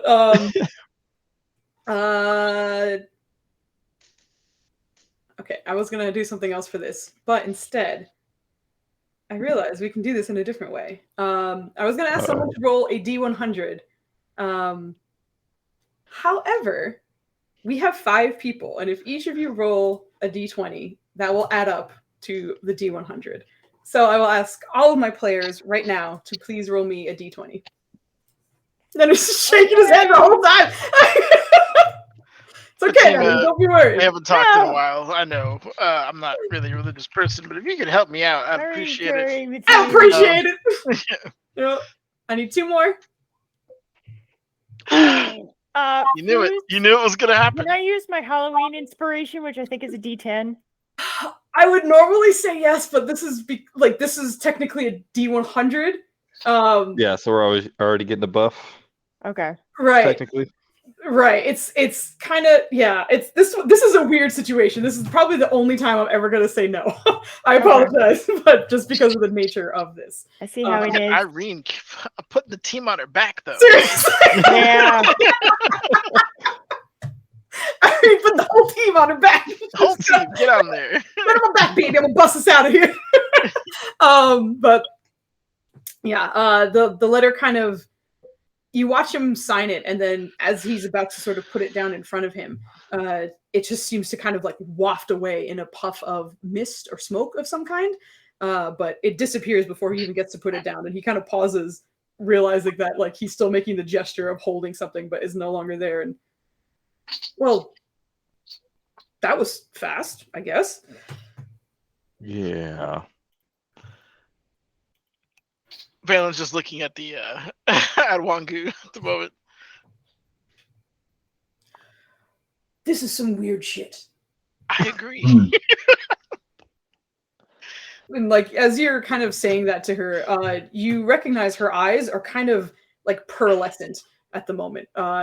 They are normally sort of a deeper sort of purpley color right now. But right now, even as they're kind of moving around, there's just like a sheen to them that you didn't see before. And being one of Arcane, you are aware that she has cast something on herself. And if you can give me an Arcana check if you'd like to identify what it was. About fucking time, yeah, let's go. She has cast True Seeing on herself and is currently true sighting her way around the environment. Gotcha. He was gonna cast something similar, but she's got that covered. I was gonna have Irene look around and be like, "Where did it go? Who's here?" Like, yeah. Wait, what do you mean? I was gonna have her look around because, like, the way the letter vanished, it's just like, are we being watched? I see, right. Yeah, it just seems to be all of you right now. There's the gentle trickle of the river beside you, the body of water, and the breeze through the leaves. But as soon as the letter goes and everyone sort of falls into a bit of a silence with a few whispers here and there, you don't hear or see anything else. And you can see Gatahi's body language. Well, maybe it'll arrive the same way the other did, which is before my doorstep. I'm unsure if this is something that perhaps is location-based, and as he's saying that, all of you watch as another puff of mist forms in front of him and another sealed envelope presents itself. Or maybe I need to be more patient. Yeah. I feel like while that was going down, like Rylan was just doing like the math meme trick where he's just like, he's like, I wonder if that's how the other ones appeared. Is this the same Pearson? Pearson. The same person leaving the letters about the year promised? And like he obviously, I don't expect him by any means to be able to like connect the dots at all, but he's just like, he's purely just like, I bet it's the same thing. I got this. It's probably the same thing. But yeah, as you're kind of, thinking that through, Hitachi starts kind of undoing or opening up the envelope in front of him. And pulling it out after a moment. It does seem to be one page this time, whereas the others seem to have the writing on one and then a sort of answer parchment right behind it. But what'd you say? It's a trap. It's the trap. How the hell is there a fly in this house? Actually, it almost hit 80 today. I don't know what November is, but it's fucked. Anyway, Where's the fly? it's up there, I think, somewhere. Anyway, as he opens up the letter, you guys hear him kind of reading. Dearest and honored guest, we agree to part of your rules. If you would accept sending your chieftain in training, as well as your Askari, excuse me. We already know Ryland to be there as guardians of the king, and he cannot take two invitations. I'd only be taking one. I'd be taking this one, not the other one. Get out of here. If you agree, simply fold this letter and put it back in its envelope. Destroy it if you decline. And you see him kind of fold up the parchment again. Well, You know that. that settles that, I guess. How did they know that? Well, they sent out the invitations. I mean, if you want, I can attempt to speak with the kings, or I could send Ryland back and come back myself with him. But your spell slots. Okay. I am painfully aware. But Ryland's lot in life is to consume my spell power. As that's happening, you see Wangu's eyes just kind of narrowing on the letter and just barely seem to be listening, but is just staring at the letter the whole time. I'm not sure if you noticed, but it reeks and still reeks of conjuration. That's my least favorite school, I'll have you know. No. Nah. Why? All of the schools have their strengths. Talk for another time. I'll tell you why you're wrong later. But no, it is. Whoa! It's very unusual. Nothing about this sits right. How would they privy to that information? And at the same time, what do we do now? I guess Ryland is sticking with the kings. Valen will step forward for a moment. The Mircheswa, who we assume is who's sending these letters, is strongly tied to the Gift Queen. And I know you are obviously all big on secrecy, but if he knows where you are, she likely does too. And my people are known for raids and things of that nature. I want you to be aware that that is a possibility. Motto speaks up again. That is interesting. Although I'm not sure we offer anything that the Gift Queen would be interested in, unless she really likes flowers and grass. Not a lot to raid here. A strange thing to know. Although the other, I guess, what we should not be surprised about is that he seems to know where we are, seems to know who we are, seems to know our chieftain. And I guess it's kind of probably one of the most normal things is for him to know that Ryland was in a city. The strangest things that have happened, I think, have already happened.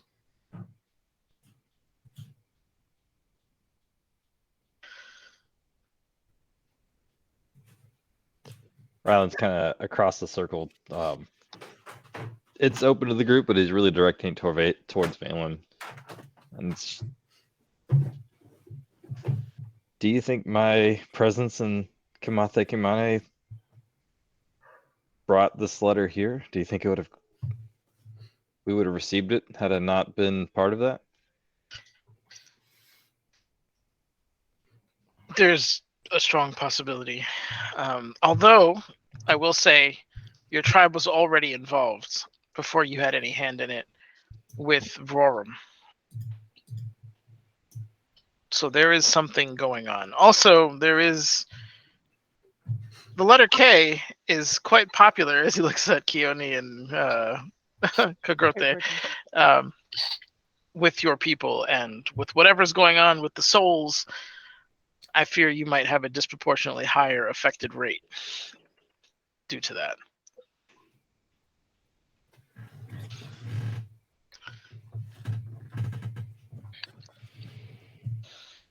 I wouldn't worry about it. And you hear Mora kind of speaking up again. Whatever has brought us here has brought us here. And there's nothing, I suppose, that can be done about that. But we can do with what we can with the information that we have. So let us answer, and let us go for the very first time to a party, I suppose. Although not us, but a representative. And as she kind of looks over, you guys can see that Hasina is standing very upright, very rigid at the moment. Not uncomfortably tense, but seemingly falling back onto her perhaps more militant training to be presenting a certain way. But unfortunately, we can't answer these questions right now. Maybe if we go, maybe we'll get some answers. I'm gonna sneeze. Bless you. I'm done. It was just one. It was just one real good sneeze. There you go. But you guys watch as Kitahi starts folding up the letter and kind of just looking over everyone before sending it or folding it back into the envelope. And thank you, Mark. Yeah. Real hard. But, folding it back into its envelope. And as he holds it for a second or two, it disappears into that mist again. I won't ask questions and just wait this time. How was your travels here? Was it safe? The family. We took a teleportation circle, so it was quick, thankfully. Oh, good. And it's a very good thing that we have use for that circle. And as he's saying that, another envelope kind of poofs up in front of him. He's attentive. Kinda more so than I would like. He kind of says under his breath. You feel a slight bonk from Wangu and her staff. I agree. But you think the irate Swami's just at home like every time he gets a DM.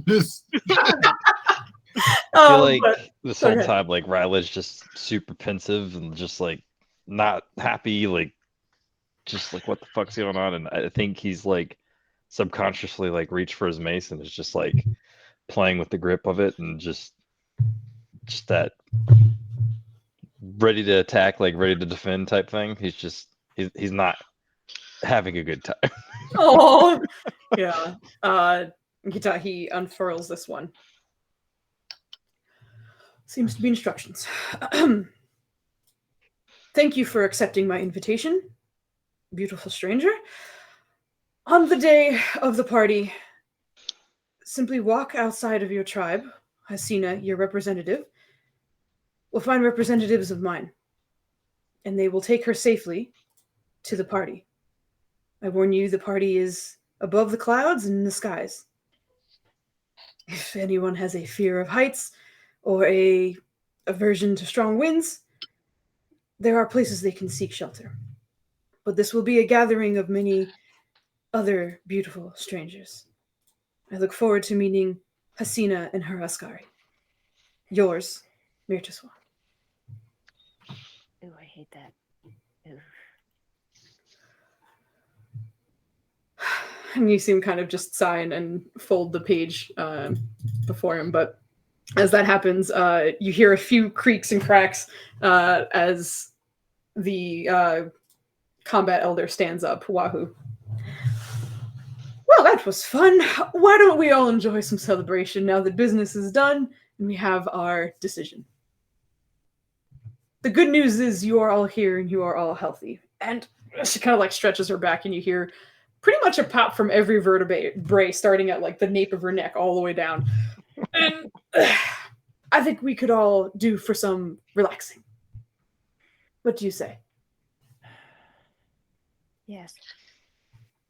I can give it a try. You'll give it more than a try. We demand you have fun. She kind of like chuckles and turns, and you guys kind of start to see the circle starting to stand up, and Kitahi just kind of nodding over everyone. Yes. In the end, this is our attempt to enjoy ourselves.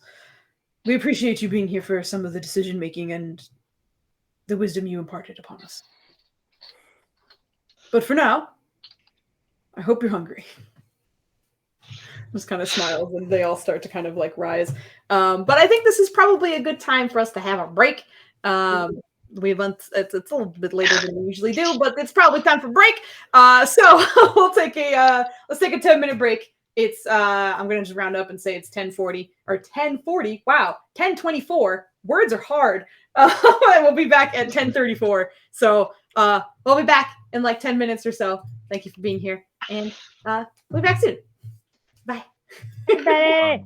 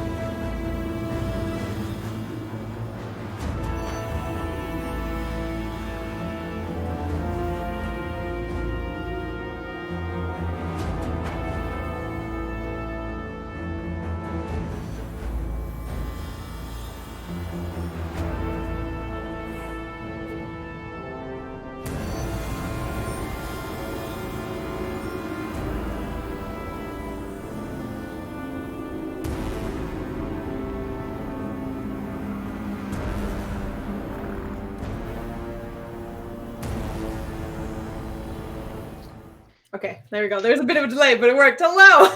We're back from our break. The group just kind of finished having a conversation with the Circle of the Mzuri tribe, which is kind of all the VIPs making a decision on the letter that was given to the tribe by Mirtiswat. So, after making a decision, the elders seem to be ushering you guys towards the celebration that is happening.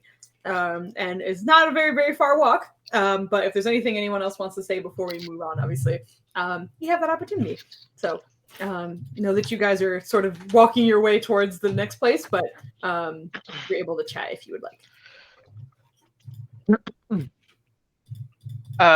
Valen's gonna lean into Wangu and they know where you guys are. Yes, I've noticed that too. If they haven't done anything about that, well, in kind of terribly described terms, that's either very good or very bad. It's very good if they don't care and they're not interested. It's very bad if this is an attempt to perhaps get more information so that they can do whatever they want. Yeah, precisely my thoughts. I understand that honesty is your tribe's way of living, but sometimes subversion is a good form of defense. You don't know any, I mean, not you don't know, but do you know of any ways to, I don't know, Irene was over there like, or get around magical dampening? Well, there's a simpler spell that can make a magical thing be undetectable, but it is a relatively simple ability and is likely easily found and thwarted. Fair enough. I don't have a lot, and he kind of just like opens his arms, like clearly I'm a very skinny kid. Yes, like you see her still like pearlescent eyes look over you. Yeah, yes, I can see that. I don't have a lot going for me in the physical realm, so being denied the one talent I have is quite debilitating. It is one of the best talents in my quite honest opinion. One who is strong and otherwise physically capable that will eventually fade. Matu will lead you to believe that that is not the case, but eventually he will wither and be old just as we are. But if the mind remains sharp, you can continue doing as you were as a youngin'. But I understand your concern. If magic is not allowed in its perhaps arcane manners, I suppose I'm curious if they also block the divine. That's a good question. If that is a possibility, then my friend, I think you'll have to speak with our Druidism elder. Oh boy. A few things here and there. Yeah. What little I know of the nature your son has taught me. So well, what is interesting is there are things that some have learned through academics and arcane as you and I have, but we have been pushing the boundaries on crossing those borders. You were given our fairy fire spell. If you were to sort of cast it the way we have given it to you and in its arcane form, it would still pass as a divination spell in its own way. It may be you having to relearn spells that you already know, but is still within that of the divination realm. I see. That's actually brilliant. I am an elder. No, I didn't mean to spout surprise. Thank you. I'm grateful for your wits and your wisdom. It's very rare he gets to talk somebody at or above his level. I can see that.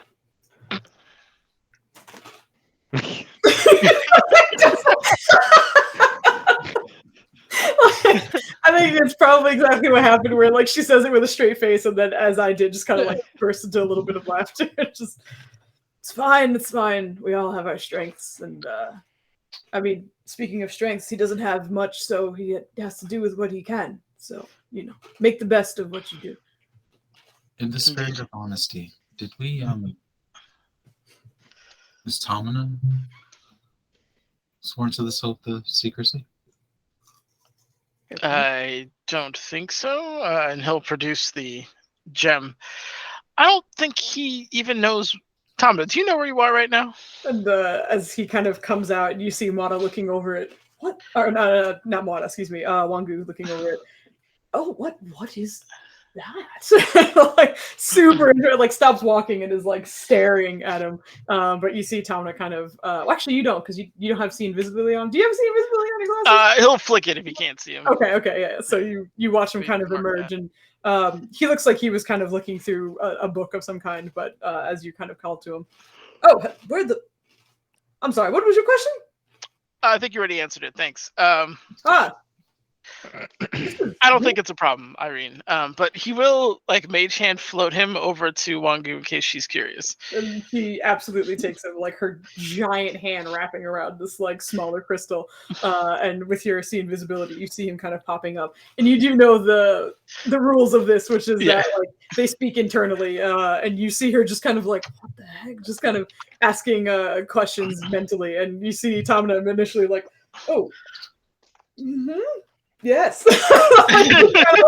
There seems to be like a little bit of like apprehension and like not fear, but like, oh my goodness, what is happening? But in the few seconds that they have together, towards the end, you see both of them starting to kind of smile a little bit. But Wangu then kind of extends it back to you. Your friend is very interesting. I thought you'd like him. I think I would like to have a conversation with him at another time. Whenever you like, we could make that happen. There are others in gyms like this. Not with us currently. We're currently in peril, and we hope to find them. But that sounds like you have a should full we do so? I'm sorry? It sounds like you have a full docket. Yes. Should we do so? Should we leave them behind when we visit, or? They seem to be very much at the mercy of whoever carries them. I suppose that is up to you. He was hidden on your body, and if you fall in combat, perhaps, but he did mention that he was unaware of how he's specifically got here. So it sounds as though, unless you communicate with him directly, he doesn't know on the way in. Oh, okay. Therefore, Irene was a little worried about like that was here on her. And then all of a sudden, the succubus inside the gym is just like, yeah. Like, as soon as she walks into the village, yep. What you doing, Ma? But you guys are starting to kind of hear the like sort of not roaring, but like excited crowd as you start approaching. The bonfire is a little clearer now that you're getting closer, and there's a decent amount of people who are still awake. At this point, you guys have been up for like quite some time. Like, I mean, we're not up, but like this is pretty late in the day, and like for the most part, the city would be kind of shutting down if you were back in Kimane, but here it is still very, very lively. And Ryland, you would kind of know this, but your people don't necessarily have a like, this is bedtime, we go to bed at like 9 p.m. every day and we wake up at, the dawn or whatever. They kind of take a more sort of instinctual like method of sleeping. Like they sleep when they want, and that's usually like 4 to 5 hours or so, and then they're up for a certain amount of time and then they sleep again for 4 to 5 hours. So it's not necessarily like 8-hour block of sleep, and that's why it's not that unusual that they're up at this time. which is also lends itself to their very long celebrations, should one come about. But you find yourself surrounded by sort of makeshift tents and tables, and it seems a few games have been sort of set up. There's fresh food out and about, even though it is late into the night, as well as a few familiar faces.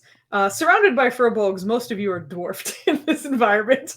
You are the smallest by far, for the most part. There are children that are running around that are about your height, probably like 10 or 12-year-olds who have surpassed the height of the shortest member in this team, as you all kind of walk around. But as you're approaching, you can recognize a very familiar giant, kind of off into the distance a little bit, with a cow kind of perched under his arm, sort of standing at one of the tents and just smiling over somebody. And beside him, you notice a little owlbear cub, who still seems to be kind of wandering about the environment. And his beak looks a little messy, like he's been eating and just doesn't know how to clean himself.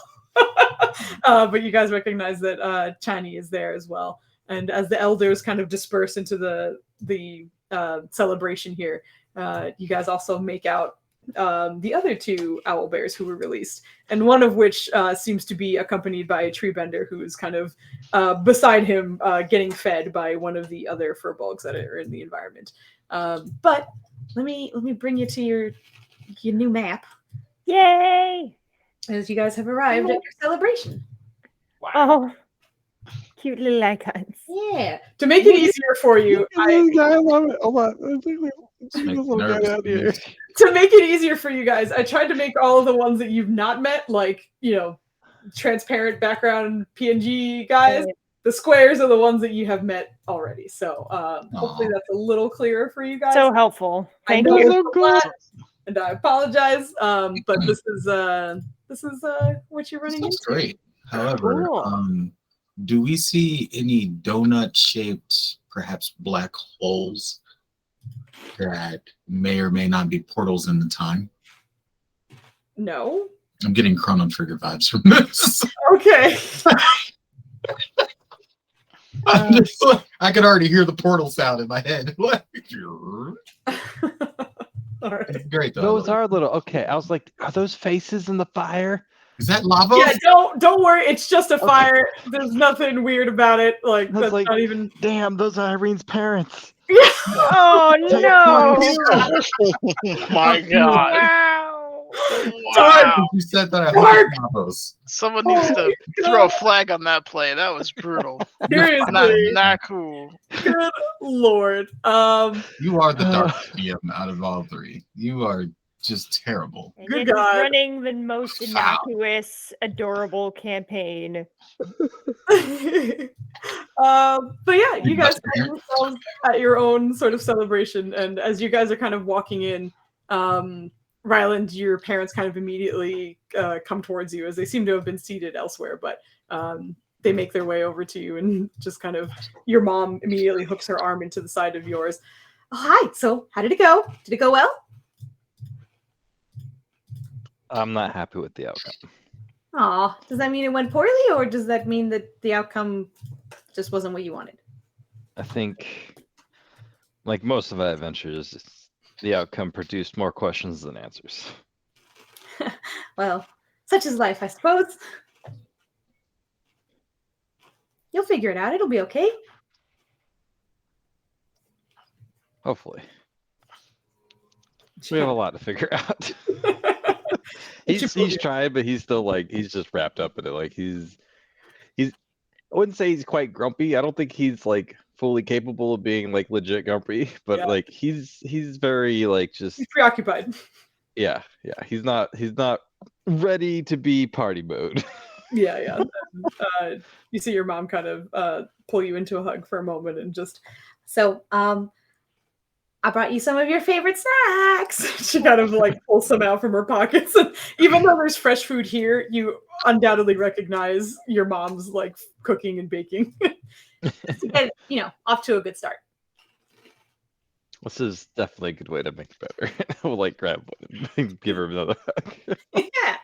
And she kind of hugs you back. Some of your friends are here. Have a walk around. Enjoy. Don't let me tie you up. I mean, you can write me now that we have those journals, but go enjoy.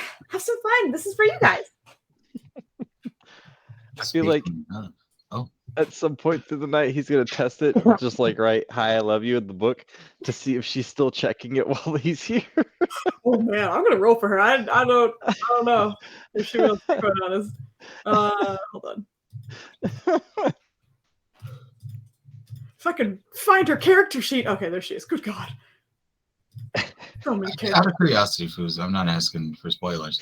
How many character sheets do you have in your list? I could not name them. A million. For that. I was afraid. I was just like, I just imagine like when you scroll the Roll20 like sidebar, you're scrolling for like 3 full minutes. Just like there's a reason it is as organized as it is. Because I will not have all of these folders open at once. I will die. Oh yeah. Like I can't. If I saw all of them open, like there are subfolders in folders and all that stuff. That's why I like. What happened to the light in Foozca's eyes? The little frog here is so cute. She died. No, she's good. But anyway, you guys are free to roam about and do whatever you'd like. I saw a few people sort of dragging themselves over. Yeah. But yeah, as soon because I figured Irene was like super pensive given everything that's going on, how heavy it was, Gandara, the gems, the letter. But as soon as she sees baby Owlbear, oh yeah. She just darts right over. She's like, "Hey, Convish," and then it says hi to Ellie and oh no, you can do it. I forget his name. You can do it. I'm not sure I can. I have name brands right now. Kroge? It's like the yogurt. Kroge is the spirit that's attached to him, so you're not terribly wrong. Yeah. No, Vrorum. There you go. Candy can't say.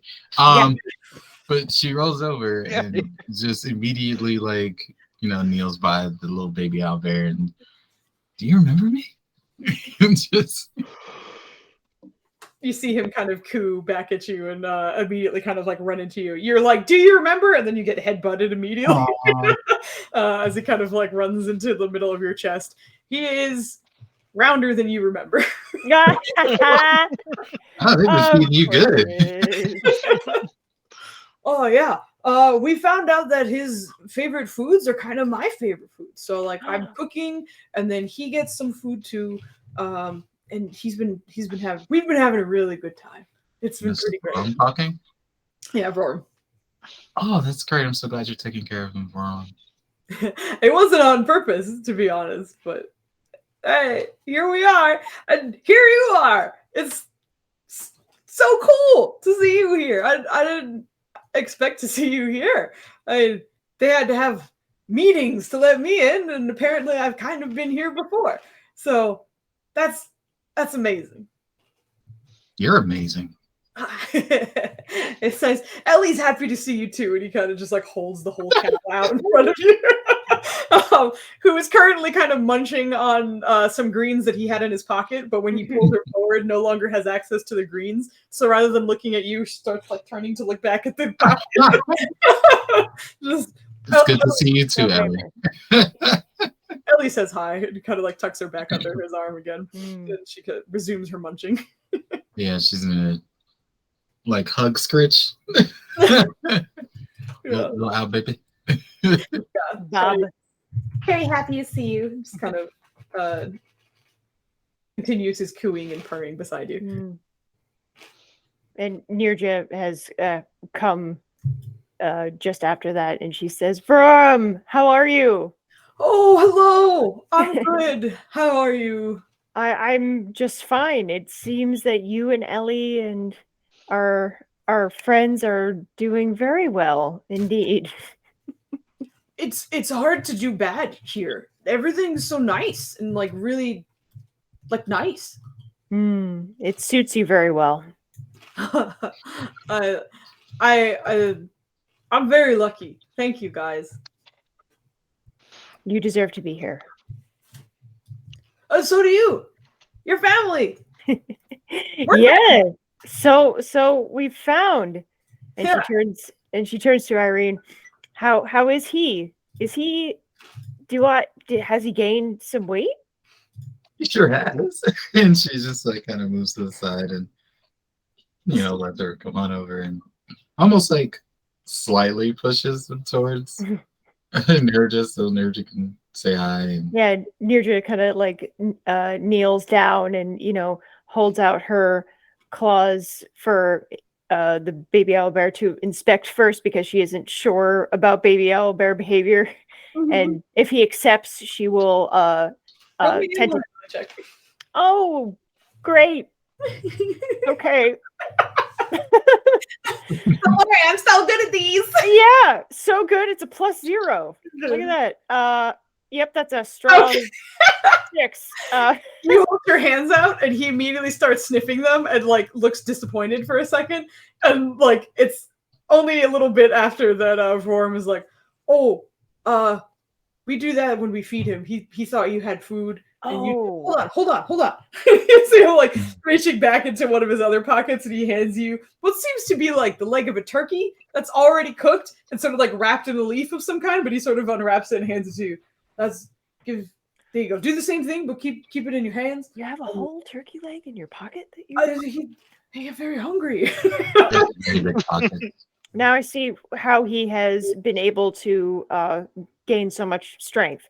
And she holds out the turkey leg to baby owlbear. Chani. Okay. Yeah. Which he immediately starts eating with a fervor that would make it seem like he has never been fed before. And there are a few times where you're like, "Oh God, that was almost my finger. Everything's fine. Don't worry." He's eating very, very quickly and very, very sloppily. So she's gonna make a noise like "ooh," like almost to let Chani know that maybe I like the hand feeding when he is being fed by hand to maybe like cool it a little bit, but then again she realizes maybe because he's going back into the wild, that wasn't a good idea. No. But she reaches out and scritches where Treebender usually likes to be scritched on Chani, and just does it very, very gently, and not to like ruffle the feathers, but just to go with the grain of the feathers. There's a moment where like Chani is like, "What do you want? Food, no touch." Okay, food. That's fine. And then, like, goes back to eating, and then like lets you touch him as he's eating. But for a moment, there seemed to have been like, "Does that hand have food? Doesn't it have food? Get out of here!" "Oh no, it's okay. I want food." Like gets distracted with your other hand again. But you're able to kind of rub him and scritch him. But he doesn't seem to react to it. He's just too busy eating. Yeah. And as that's happening, you see Vorm kind of leaning over you. Yeah, he really likes to eat, which I think is why we're really good friends, because I like to eat and he likes to eat, and makes sense. Eat together. I actually keep this food on me for him for the most part, but the foods that he does like that I like are a lot of the like the chunky, like the fatty, what are they? Like artichokes and stuff like that. A lot of those like root things. They're like really thick. So we eat those together a lot. But Interesting. Yeah, we have to keep a certain amount of protein in his diet to make sure he grows into a healthy boy. So we have to make sure to feed him. And that's what I thought too. He is a predator, so that makes a lot of sense. So, but no, he likes a predator. But so he likes vegetables too. Interesting. Well, I mean, bears eat plenty of vegetables and fruits too. Owls not so much. So that's why there is more of a heavier leaning towards the meat. But fair point. He enjoys everything. That's true, and he needs to build up his strength for when he goes back into the wild. I'm assuming he'll go back into the wild if he wants. He has to come here if he wants to. That's true. Yeah. Have you played any of the games yet? I have. There's a mallet chest there, and I didn't do as good as I thought, but I had fun. But do you want to try again? No. Fair enough. You should give it a shot. I would love to give it a shot. Irene, would you like to come with and try out some of the games? With our where's our son? With our son? Where's our son? Yeah, she was just about to talk to Kambish. Yeah. I imagine the bat form is worn off by now. Oh yeah, he's been a non-bat. Yeah. But we still have the icon. I'm like, is it longer than is it empowered over here? Like, Yeah. So Irene, since Kambish was there, was just like, so how was it? It was Did really you like cool. being a bat? Yeah, you could like see with your ears. Ooh. You like seeing with your look? I mean, you already have really sharp senses. But I can't like maybe I can't. I've never tried. It sounds like a high conversation. Maybe we when can see with our ears if we try really hard, bro. Yeah. maybe we can try that when we're in a quiet space. What? Yeah, I don't think it's gonna be the same. It's not gonna be a bat, but yeah, we can give it a shot. But anyway, so it's cool that you guys are here and we can have fun and enjoy. Do you guys Of course it is. And you remember I had you on that reconnaissance mission, so now you can show me all the cool spots. That's true. But we should enjoy the party too. I imagine that's part of the party. Can we eat those? And she just like points at the hut over there with the what looks like food on top of it. Yeah. We can eat those. Do you want? Yeah. Wait, what? I was joking. I didn't think you would actually say yes. Yeah. What? I mean, we can eat everything. Everything here is for a celebration. Wow. Come check this out. We can eat everything? Is that did she He say kind of like grabs your hand and like pulls you over to it, which obviously he doesn't have the strength to pull you. It's up to you if you want to be like, Oh, okay, the particular thing you were pointing towards, they look like three just sort of massive baked goods, sort of like stacked on top of each other. Which now that you're looking at it, this rotund size is not very unlike Chani. From the time you left him, he's now like two spheres, one that's his body and one that's his head. It's very round. But as you're going towards these, you actually see that from the back side, they've already been sort of like sliced into. And there are a few people who are sort of like handing out a few dishes and such. But as you're walking over, They call these honey puffs, and they're like, I don't know, they're like wheat and stuff and honey. They're really sweet. Ooh. They're really sticky too. Go use your fingers. and he kind of like looks down at his fingers for a second, and you see there's just like honey stuck between some of his fur. Can Irene just like press the digitation? Just be like, we see your hand. Thank you. Wow, I was only kidding when I asked if we could eat those, but apparently you can, and now I understand why Chani looks like that. Yes. They have a problem saying no to hungry people, I think, which is not a problem at all. Fair point. And they also probably have a better understanding, being out here in the middle of the woods of, the importance of being full and eating, so that makes sense. Hold up, Foos. Yeah. Why are there two Kambishas on the map? I don't know. There should only be one. Oh yeah, the other one's over there. Pardon me. There you go. Oh, I was like, You learn mirror image. You look at that. like, They have to stick next to him anyway. You're good. You learn duplicate. But I'm gonna leave you guys here and then pull over. I'm going to actually gravitate over towards Valen, who is by Treebender, it looks like. Yeah, he's just checking in on the old guy over there. You all right? Is this too much noise? No. Okay. I'm not the only one who can understand you now. Like as you're saying that, Kemen is just. Has he always been able to speak? Yeah. Like as that happens, you see Treebender kind of look at him. Has he always been able to speak?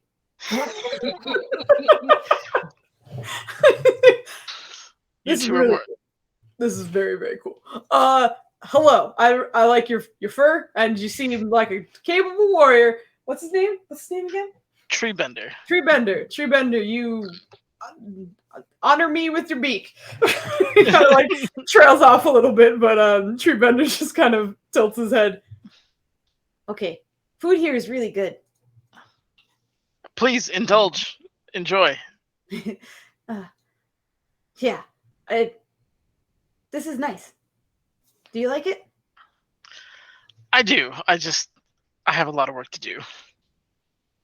Work here? Yeah. I just wanted to check in on you, but I do have a lot of work that I need to probably get on almost immediately. But it's nice. I'm glad other people are having fun. Okay. Make sure you eat.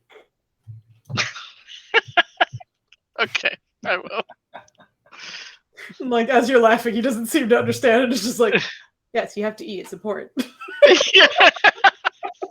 I promise you, Treebender, I will eat. Okay. He kind of nods, and then looks back towards the owlbear that was usually a little bit more kind of like spacey and just kind of like not quite there. But you notice there's a smaller furbolg behind him. Just because you're a little more familiar with furbolgs and their ages. This one is likely under the age of like 10, most likely. And otherwise would be like a cause for concern seeing a child sort of playing around with an owlbear. But the two seem to be sort of working in tandem. Like they're kind of playing with their like paws and hands a little bit, but like all very, very gentle. And then there are times where the child seems to kind of like try and hide behind him, and the owlbear genuinely seems to lose this child around his body for a little bit. But the two seem to have gotten some kind of rapport going. And owlbear, Treebender looks towards you at this point, and they've made friends while being here. Yes, I'm very happy. I think this was a good decision to bring them here. I think so too. As much as I like that one, I wasn't sure if it was suited for the wild in its current form. I don't think he's a good fighter. I agree. But it looks like a better friend, so I'm glad he's here. Yes. How about you? You need anything? Food, eventually. Okay. Not now? All right. That's unusual for you. Are you full, or are you just taking it all in? Seeing everyone. Most people, when they see me, scared. For good reason. I try to be scary. Good for survival. It's true. But everyone here welcoming. It's nice. It is. Oh, this is a good place. It is. All right. Make sure you eat. I will. Thank you. And he's gonna kind of make his way over to the druid guy over here. Okay. And Kemen is following you the whole time, but he's 100% like he's tagging along, and every now and then you'll kind of like feel his hand grab like the back of your robe, but it's very much so he's like, okay, I can see where you're going, because he's just listening to like all the conversations he's like missing out on at the moment. But he's beside you, and even though you interact with the druid one, he does not. He's just kind of like looking everywhere else. That's actually the botany woman, if that's who you want to speak with. Yeah, in a way, it's probably not a bad start. All right, sounds good. But as you approach Zuhoho, she turns to greet you. You had many wise words at the meeting. It's a pleasure to meet you face to face. Likewise. I want you to know my knowledge on plants is abysmal, so I might have to slow down a little bit. Sure. But I hate to talk shop at the party, but I take their safety very seriously. And I was speaking with Wangu, who said that shifting some spells into the divination realm might give me more options in a place that's magically dampened. You guys had given me a fairy fire scroll. Yes, correct. Is there like a template or like maybe another spell I know how to conventionally cast, you guys can show me another scroll. I don't need to own it. I just need to understand the schematics of it to cross-reference and learn how it's done. I am not a huge part of that project, but I have been helpful in a few of them. The plant growth and things like that, where it's kind of my realm of expertise a little bit. The problem with that, if I remember correctly, is that all of them are kind of unique to, I think, the school of magic, I think is what it's called. So even though you're pulling it from a divination aspect, I think the school of the actual spell is what kind of dictates what the template is. But this is me speaking from what I remember, because when they called me in to help with the plant spells, it was very much because they seem to have had a formula down. Bailey kind of perks up at that. I understand. What is it called? Not the group. Grapes, good grapes, good. Berries? That's it. And like as you look off and then look back, you see a pile in her hand. Would you like some? That's amazing. We had sure, he'll say yes, and like trying to see if Treebender looking at him so he can get some credit on the eating demand. Treebender is staring, but he doesn't seem satisfied. But he'll definitely have one. Do you think it's possible to have one of these in a scroll form? Good berries. Yeah, I think so. You'll probably have a better time asking Mzuri and Wangu though. I just helped. No, that's awesome. No, yeah, this is great. I am somewhat jealous of people who can understand plants at the level you do. Ah, why so? Can be learned. They're kind of a mystery because you don't get a lot of feedback. I've seen Ryland talk to some, and I'll be honest, I thought he was mad the first time.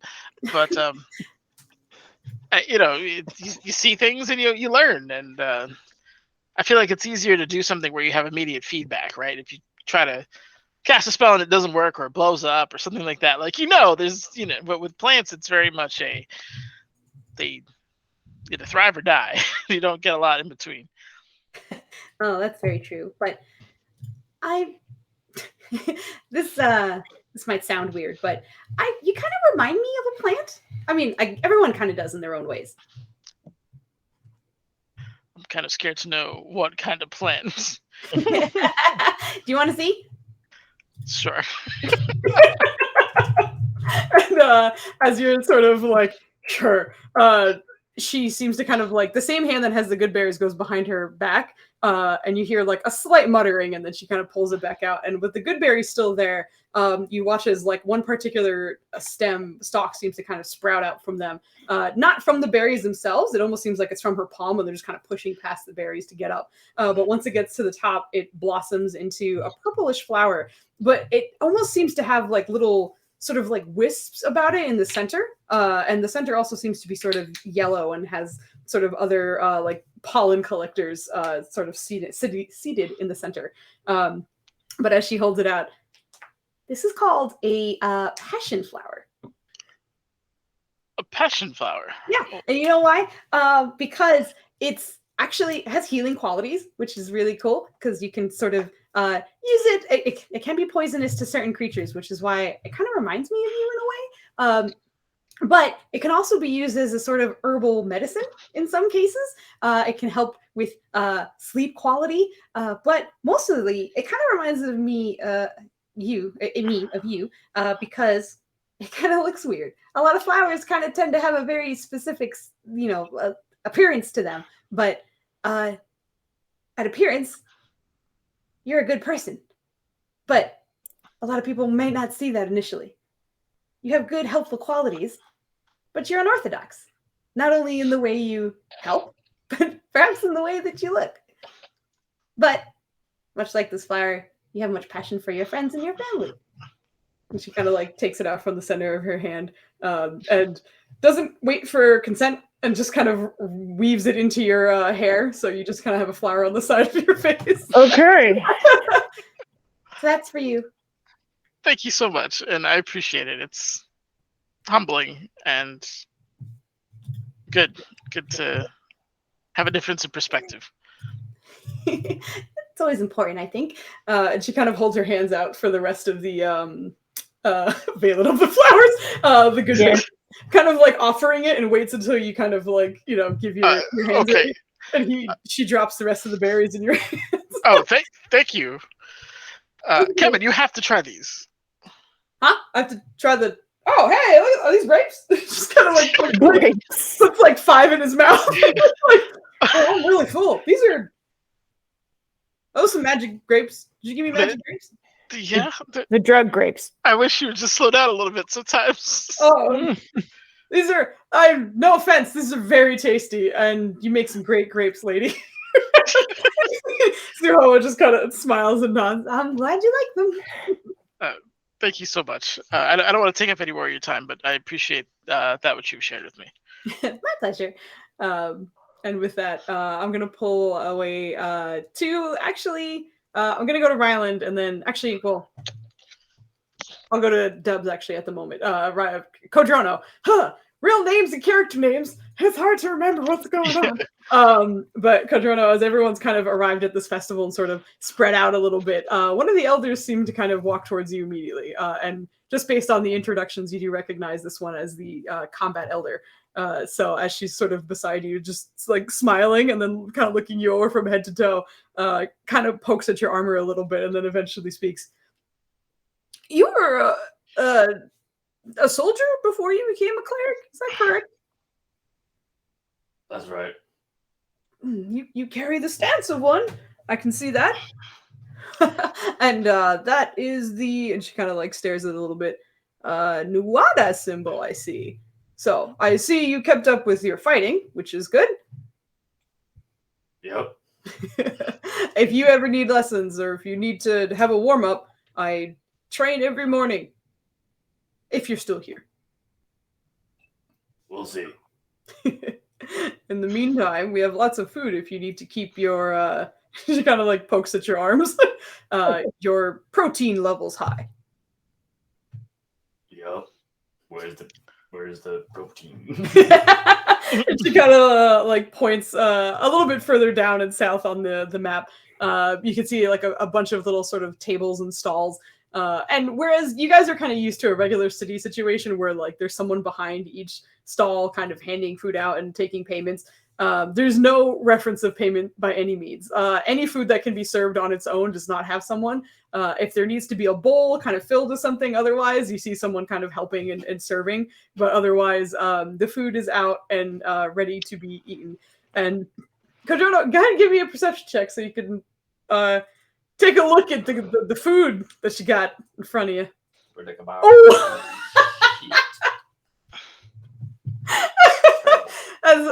Is that our first natural one of the night? I don't remember. I will also mention, actually, no, we're good. But you kind of look over to the food, and there's a lot, and it's you have dark vision, and it's a little dim, but I don't know. Everything smells pretty good.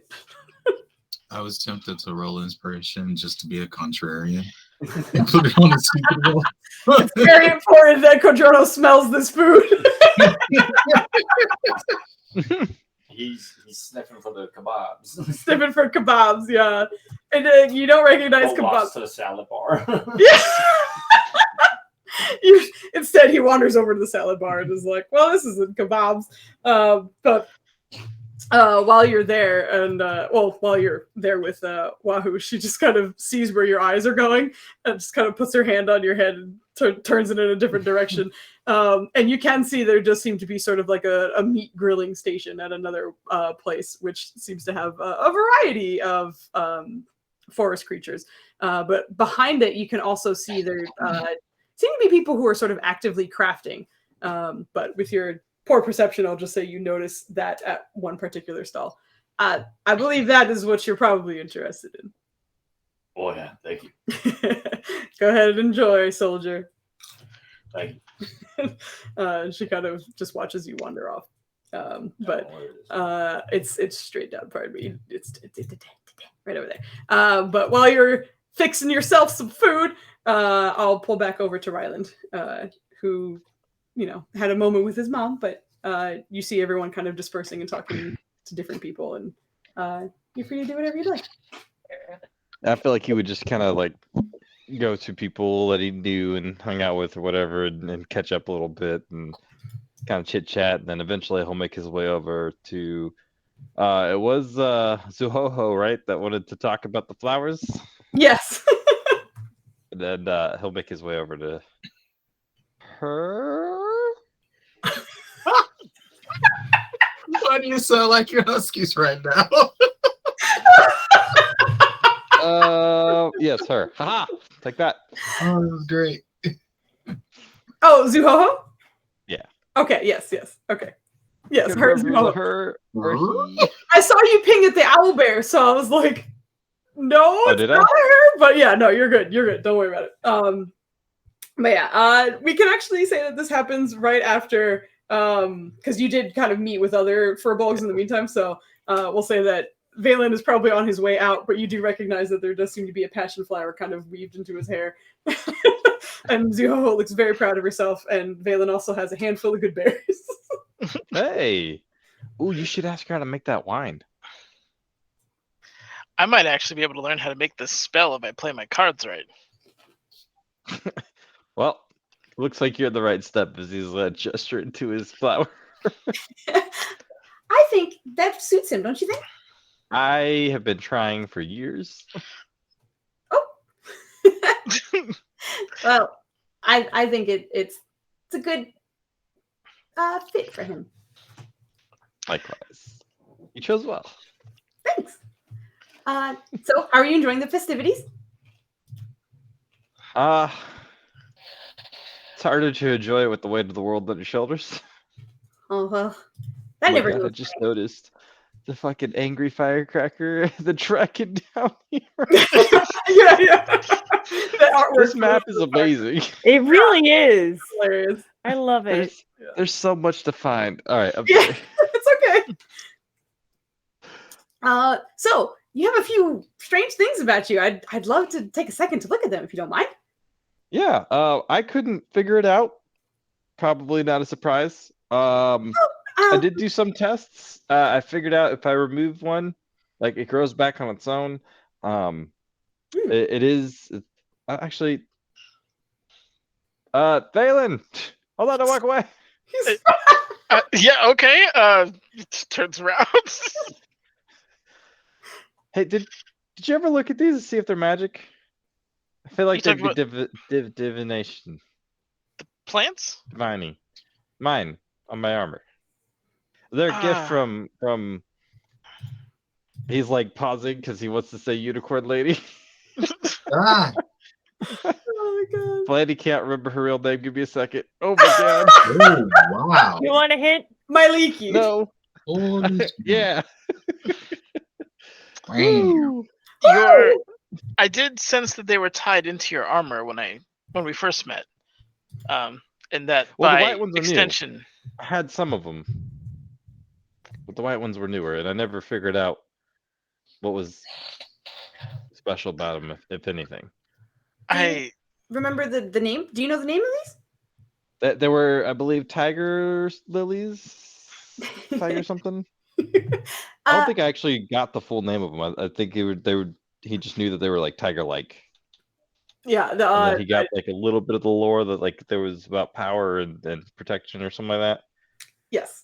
You did remember them as being tiger lilies, but she just kind of nods and Very good. They're not from anywhere that we're from. As a matter of fact, I'm a little surprised to see it tied to you, I guess, especially because you're in the desert.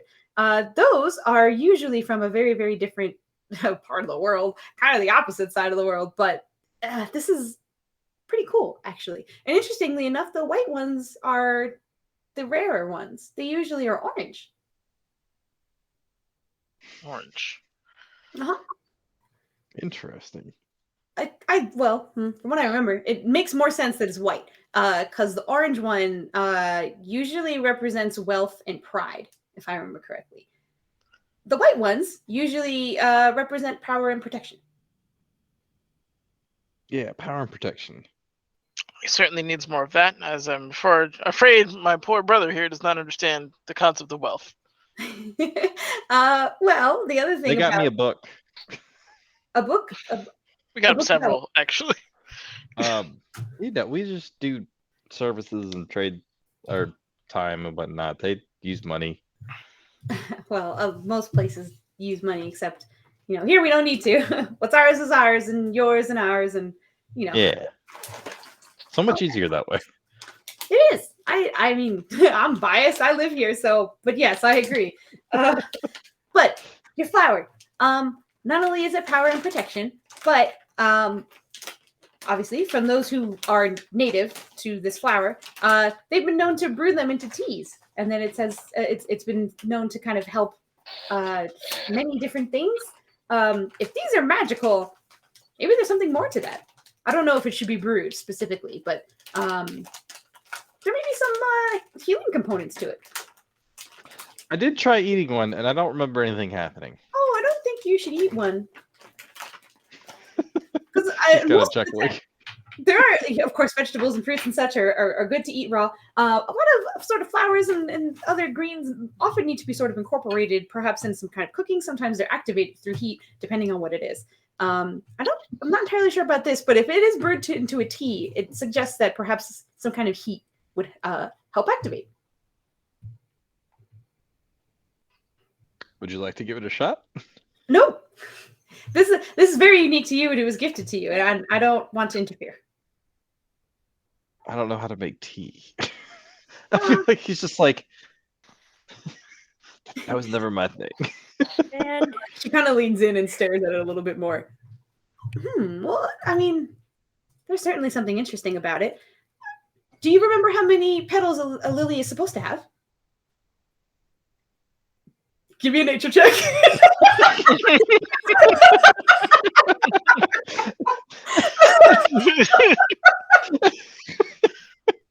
I almost feel like that's the face Ryland made too.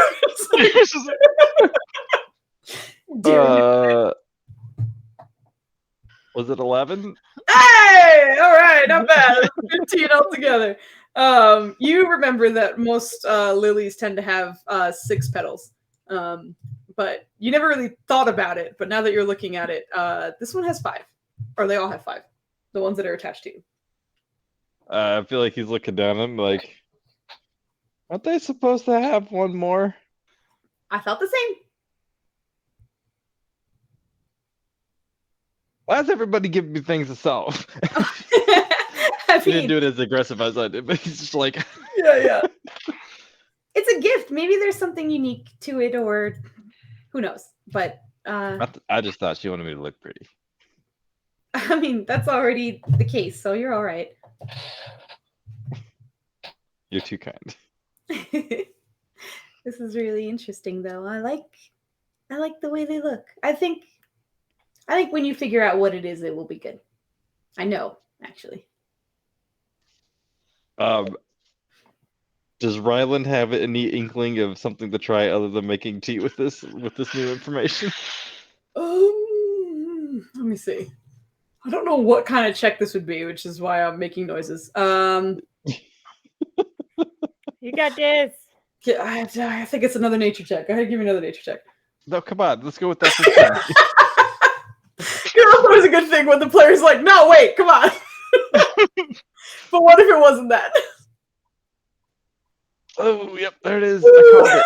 Did I call it? I called it. Why are there so many natural ones today? Yep. What is going on? Still not as many as last night. No, yeah, last night. Well, I mean, there have not been a ton of rolls, so that probably helps. Well, better this than battle. Yeah, maybe you should brew tea. You're not really a tea person, but you sure you've seen your dad brew some tea before? Maybe you could give that a shot sometime. All right, so tea's good, I guess, but maybe we'll give that a shot. Thank you for your help. Always. I would not have thought to make a tea. Thanks for bringing such interesting people back here. Of course.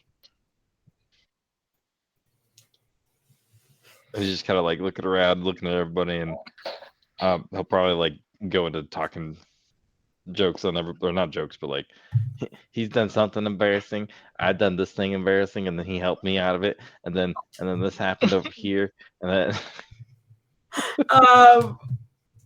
Hold on. Let me see. No, she doesn't really have. Roll me a perception check, please. Does it rely on vision or hearing? Yeah. Yes, it does. Oh man, it's been so long. I just have advantage. Yeah, advantage. Yeah. Oh, my page is rolling off. I may have accidentally rolled initiative because it jumped on me when I was trying to. I was like, I don't know what's going on. Like, I saw it jump and then like nothing happened. I'm sorry. What was our perception? Oh my goodness! Nice. From a natural 1 to a natural 20, baby. Very nice. And But, that bus around. as you're walking away, there does seem to be like a sort of like expertly gently done in a sort of stealthy manner. And you can kind of feel a slight like sort of arcane influence on like the left side of your sort of antlers and your helmet. And as you're kind of walking away, you recognize that there seems to be sort of something leafy and green that has been placed on just the left side of your helmet. I feel like he kind of like pauses for a second, and he's like trying to see if there's anything reflective around him so he can see what's going on. Without taking off his helmet. At any point you turn to look at her, she's just like whistling and turns in the other direction. It's kind of like wanders off. But not a lot of reflective things, especially because it's late. Yep. He's gonna smile and know that's probably something good. All right, well, he'll probably go talk to Pops about tea, I guess. Tonight's episode is brought to you by tea. I know, we're just gonna make tea So much and tea. everything. Dad, we gotta talk about tea. Vagly, take it away with the tea. How much time do you have for a lecture? I think I have 2 15 hours. seconds. Oh my goodness. I will pull back to the ladies then. Actually, I'm just gonna ask Valen. I know you were kind of like walking away from her. Was there a particular place you were going to? Yeah, he's gonna go talk to geez, what's his name? He's right there, Mzuri. Okay. So I'll just have you. I'll move you so I know where you are. Just getting an idea of where everyone is. But the ladies, I believe you're about to go play some games, if I remember correctly. Yeah. We're about to play some what? Games. Games. Games. Gaming. Well, first I think we were about to eat a sticky thing. Yeah. Eat and a then, sticky bun. And then play it. And then after that, it's hammer time, right? Yeah. And then after that, I wish that I was wearing baggy pants so I could get up and do that. I know, right? Across the screen. That'd be so much fun. Irene, do you want to split a sticky bun so that we can pace ourselves and try a little bit of each food? Of course. I have a plan. I mean, she looks on Icon Beach. How many did you have already? I'd rather not say. Why? Why not? What are we gonna do? She's looking at him carefully, like you're not having a sugar rush, are you? No. Maybe. Well, remember where you are. We gotta be open and honest. So. Yeah. That's why I said I'd rather not tell you because I had 7. Oh wow. Oh, Beach, are you okay? Should we get you some water? You're just laughing her ass off. Just imagine somebody like in the festival yelling out, "He needs some milk." With all this sticky butt. Yeah, let's water would probably be best for that. Actually, maybe milk. Have some sticky buns. Well, hydration. Sticky milk buns. is somewhat dehydrating. Yes, we'll have a sticky bun. Okay, I think you've had enough sticky buns for now. But when you have one, you'll see why I needed 7. How big are these? Why needed? They're pretty sizable. They're like pretty fluffy. Probably like 1.5 inches tall by like 2 inches wide-ish. Yeah, you're good for now. She's just like, we're gonna get you something to drink. And we're gonna try these sticky buns. So I don't think we need to split them because they're small enough to be, But come on, there's a lot of food with us. Is Rusi with us? Because I see Rusi's there. Rusi's kind of hanging out with Rorm, but she's more or less like chilling with him as opposed to like interacting with you. But of course, if you want to get her attention, you're welcome to. Absolutely, she's gonna run up and like playfully like try to swat Rusi's tail. Keep doing it until she gets Rusi's attention. Oh, I think like the first or second swat would be kind of like unintentionally ignored because there's a lot of stimulus. Everyone's happy. There's food everywhere. She doesn't even eat, but she's still a dog. She likes to smell it. She wants to see what's going on. Like there's just so much happening. So the first 2 times you make contact, no reaction, and then the third you see her big kind of like goofy smile, like turning around and looking over you, just happily looking in your direction. She knows that Rusi can't understand anything she says, so she's gonna give her a big old hug around the yeah. She happily kind of like puts her head down on your shoulder, and the tail is going bonkers. So is Rylan really that close with his parents? No. Yes? Yeah, no, he went back to his papa. Yeah. So at that point, he probably headed back. So the parents still there? Or? Yeah. Okay. So I think Irene's gonna, when she's done hugging, Rusi is gonna kind of walk over to the parents and be like, hey, one, I'm so glad to be here. This is amazing and wonderful. And I'm so happy. But also, we're gonna try the sticky buns. How many should we try so that we can leave room for your amazing cooking? Oh, I think you should try as many as you want. Kambish, they seem to be his favorite.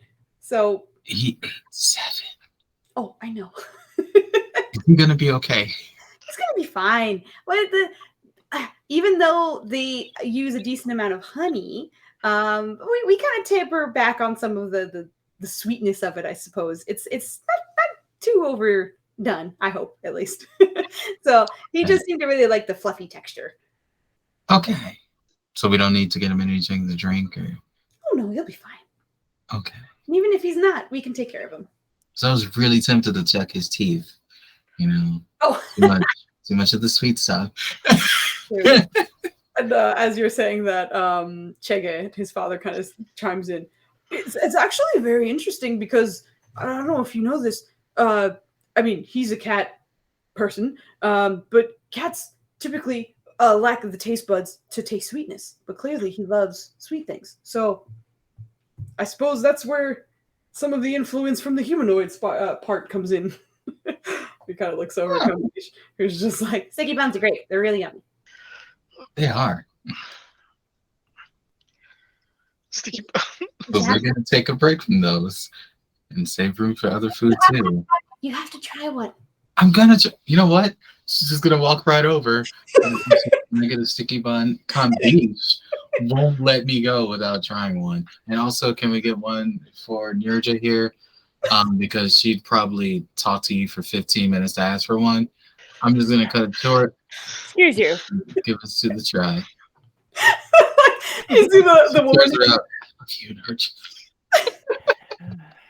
The woman who's there seems to kind of have like a giant braid of hair of like mane kind of pulled behind her, and you could kind of see why. She has an apron that's got a little bit of the sticky honey on her, and like the hair is all pulled away from her face to hopefully not get sticky as well. But you can see like there are a few wisps that seem to be like kind of stuck together at the moment. She kind of just smiles over your entire like response and just, okay, so 2 sticky buns? And she kind of looks at Kambish, 3 sticky to start with. He's already had 7. 2. He's a growing boy. And she kind of like reaches over and hands the 2 of you 1 each, also kind of wrapped in the leaf. So Nirja immediately opens the leaf and splits it and hands one to one half to Kambish. No. You have to appreciate the whole thing. Oh, it's bad. And immediately gets yelled at. It's honey. It's fine. I'll get another one later. How about you have this half with me now? Because I'm trying to pace myself with the rest of the food. No, but What? You need to help me out. It's fine. You have to have the whole thing. You have to love the whole thing. You haven't even tried it yet. Kambish is right. Get her, Kambish. In which the Dragonborn gets bullied into eating a pastry. And she's just like,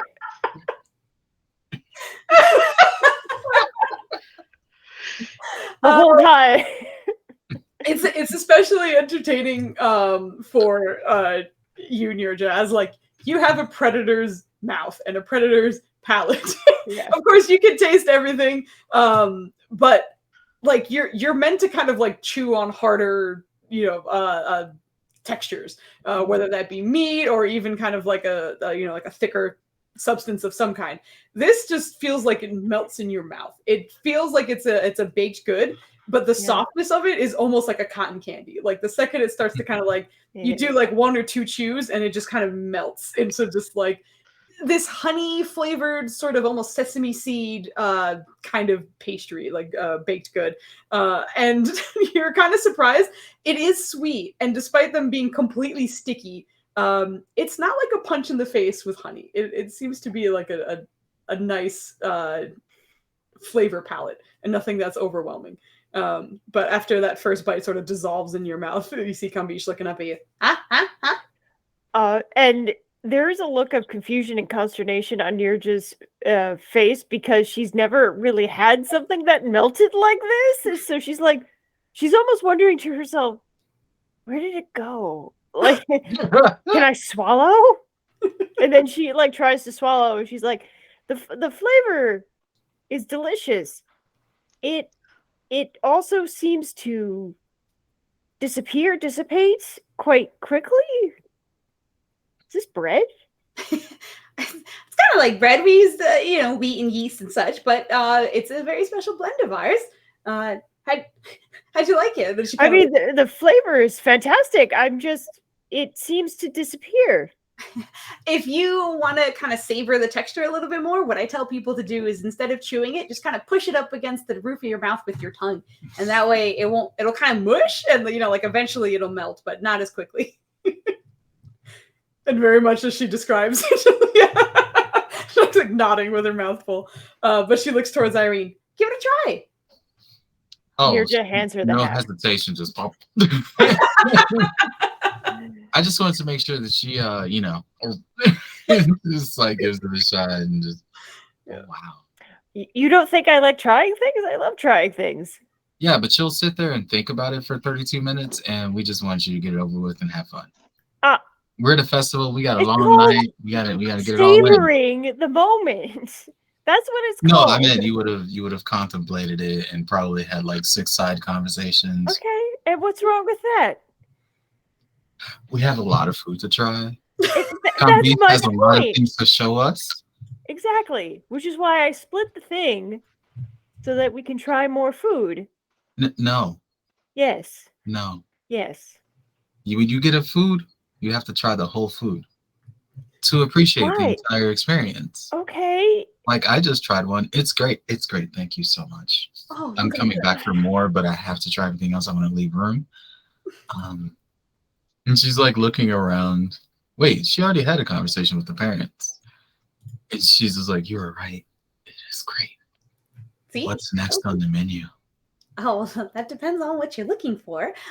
We have all kinds of things. We have some soups and things that you can grab with your hands. There's also a meat vendor here because we did have sort of an honorary hunt in honor of you guys, which of course we also have a stall behind that where you can actually get some jewelry or clothing made from the creature that was caught in the hunt. So that way we honor them and they are also a reminder of this moment. And we take the time, of course, to say a word for them, each of them as well. But you can find some of those things right down over there. And she kind of like points, and as she does, I believe your Codrono has found his way over there. Oh, of course he did. Yes, he did. I thought I heard muscles in the distance. And Irene, don't forget, we need to play games in between to burn the calories to eat more food. So may I suggest a game? You are thinking too much. Don't plan, just do. But it makes me happy to plan. No. This is why I am a battle master. I plan that you can be both. You can have a time for plan, and you can have a time for no plan.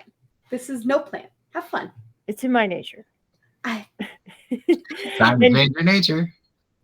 Remember when we went to the spa and you finally just relaxed for a good moment? Remember how nice that was? You mentioned the spa. Oh, almost every conversation you've had with me is that I want to go back to just satisfy this curiosity you seem to have with it, or to think that I did enjoy it. Don't get me wrong, but I think you might have enjoyed it far more than I did at some point. But I'm more than happy to go back, obviously. We can't lie here, right? If I may, if she keeps repeating something, then it sounds like maybe you're not understanding each other. Because it sounds as like she's trying to say something and you think it's not that thing. Anyway, not enough thinking. And she kind of like pushes her hand on both parts of your back. Wait, hold on. One more thing. I remember one of the times I came here before, you graced me with the beautiful art. Yeah. Might I be able to get that done again? Oh, well, we didn't tell that to you guys. You guys can't leave the festival until you get your honorary paint. It's not permanent, but before you guys leave, we'll make sure to get each of you. Bitches, you gotta get inked before you leave. Let's go. We're in the family now. To that, Mirja asks, could we get something permanent? If you'd like, of course. Oh, I will. How do you tattoo scales? Especially if they're shedding. You do know because of Rylands that the permanent tattoos seem to have a magic influence to them. It is not just a like needles to the face. Also, Foos, do Dragonborn shed? I will leave that up to you. I will totally leave that up to you. Mirja just gets really cranky and has to molt. Yeah. You see things peeling off. Like, I hate this. A weird moment where like someone opens the door in the estate and she's like trying to pull herself out of her molt. Like, do you need help? I mean, pull the other end. Weird. Pull the other end. Just that one fucking finger is stuck. Help me out. See, this is why I was trying to get you to the spot. It would be so much easier if you would let them. You know what? Let's do it. Let's do it. Dragonborn shed. Oh my god, that's amazing. But also in that vein, much like human skin, it goes, beyond whatever surface level is there. So if you melted, you wouldn't like lose your okay. If you shed your thing, you wouldn't lose yes! it. I'm all over this. Yes. Yeah, after that happens, you see Kaya kind of like chuckle to herself. I'm sorry, I totally forgot to mention that. That was totally part I was supposed to do. What do we mention at the festival? Anyway. Go enjoy and have a good time. Yeah, Rainless hit things, and she goes over to the one stall Worm suggested, and she holds out. But before that, she holds out her claw to Kambish to let him take it, and they go at the same time to go. All right, so he heads over with you, and the games and stalls are kind of like behind Treebender-ish in this environment. But Irene, do you follow her over? Oh, of course. Right. She's still looking around, seeing what other exhibits are around, what other cool things. Is she still standing there? I forgot her name. She whooped Flanny's ass. Oh, Hasina. Hasina. You whooped Flanny's ass. Get out of here. She whooped Flanny's ass. She jumped out the game and slapped the shit out of Flanny. She beat his character so hard he felt it in real life. But yes, Hasina is there if you wanted to do or anything. Yeah. Yeah, she's gonna on the way over, like step over to why did I do that? Step over to Hasina and be like, hey. Ever since I watched you pummel the ever-loving stuffing out of Ryland, I wonder what it would be like to, I don't know, do you take students? See, I want to learn. I mean, the only really experience I have is like tavern brawling, with these, which is fun. But if I wanted to brush up on those, because I was also thinking about getting lessons from Kimmin too, considering the circumstances, this far away we're about to go to, I'm realizing, whenever the magic runs out, I would like to be able to, work those ribs. I very much like the way you think. I could give you a few pointers, but I do believe the master of teaching is Wahoo. She is gifted in a way that I haven't really seen in many others. She can kind of figure out exactly how you work best, if that makes sense. Whereas I can teach you how I have been taught, she can find the best way to teach you. Oh, interesting. Thank you. Yeah. Are you planning on challenging him again? Yeah, at some point. I will admit I likely had the upper hand, as I have been training every day with and without weapons. And I imagine most of the time he carries around his beat stick and... Oh yes, he's overly reliant on it. You could really do to like toughen him up. Also, he causes a lot of problems sometimes. So when you beat him up, I live through you vicariously, and it brings me great pleasure. Yeah, it was fun, and we have a dedicated place where we have some fights, sparring training, but I'm sure you'll see it sometime. Oh, I can't wait! That sounds so much fun. I'm gonna go there and get beat up. It's gonna be great.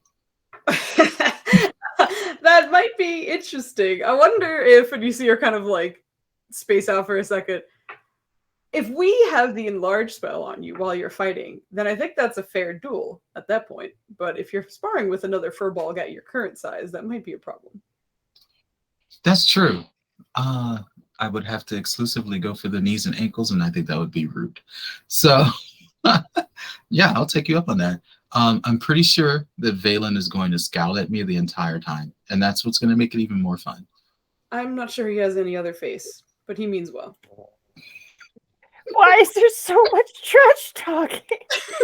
PvP time. We're at the best. Oh my god! The furballs are honest. If they're kind of trash talking people, you're gonna hear it.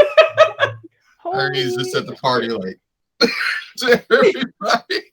Everybody at the club getting trash talked. But yeah, she's like, thank you. I always want to talk to you more, but I guess we're never gonna run out of these opportunities now. We're family. Welcome once again. Thank you. Enjoy. Enjoy. She kind of like motions towards the party. She's gonna step over to Nurja and be like, I'm gonna learn how to fight from everybody. It's gonna be great. From Wahoo? From everybody. Yeah, they're gonna enlarge me, and I'm gonna get in the pits, and I'm just gonna like get beat up. But I'm gonna give some too. And you say that I've been thinking too much. How dare you? Plotting without me. What? Yes. You would try to rationalize it too much. I just want to go have a scrap. Okay. But yes, I would like to train with Wahoo as well. Oh, perfect. You should let her know. I will, but first I must bang on this strength test. I have to hit something. What am I hitting? Also, luckily, I love you so much, but the emphasis on the wrong syllable. It's Wahoo. Wahoo. Wahoo! I think I may be conflating it maybe with Waku. Yeah, probably. Yeah. Wahoo. Wahoo. You're fine. Like I just fucking threw 9 different Kikuyu names at you. It's all good. Do not worry. At the same time, considering how often Nirja has had weirdness with certain common words, I imagine this is in character for her. I don't know what I'm saying. All right, but common is my second language. I'm just gonna have a moment where I sort of cycle through everybody else, and then I think this might be a nice place for us to stop, and then we can come back. Ryland's gonna do the super difficult check to progress something important. Yes. Well, yeah, you'll have a chance to think about that because I'll come back to you. I feel like Nubs was calling you out on your shit for that. Yeah. Hi, buddy. Okay, so all right. I was going to go to Valen, and I'm gonna go to Godrono, and then we'll end on Ryland. These are gonna be a little bit quicker. I'm not gonna spend as much time on you guys. So thank you. Even if it's just like starting a conversation, like this is what I'm gonna start talking about or whatever you want. So Valen, you first. You and Kevin have made it to Umburu, the druid elder. Valen, I got your back, bro. Apparently not. Greetings. No, I got your back, bro.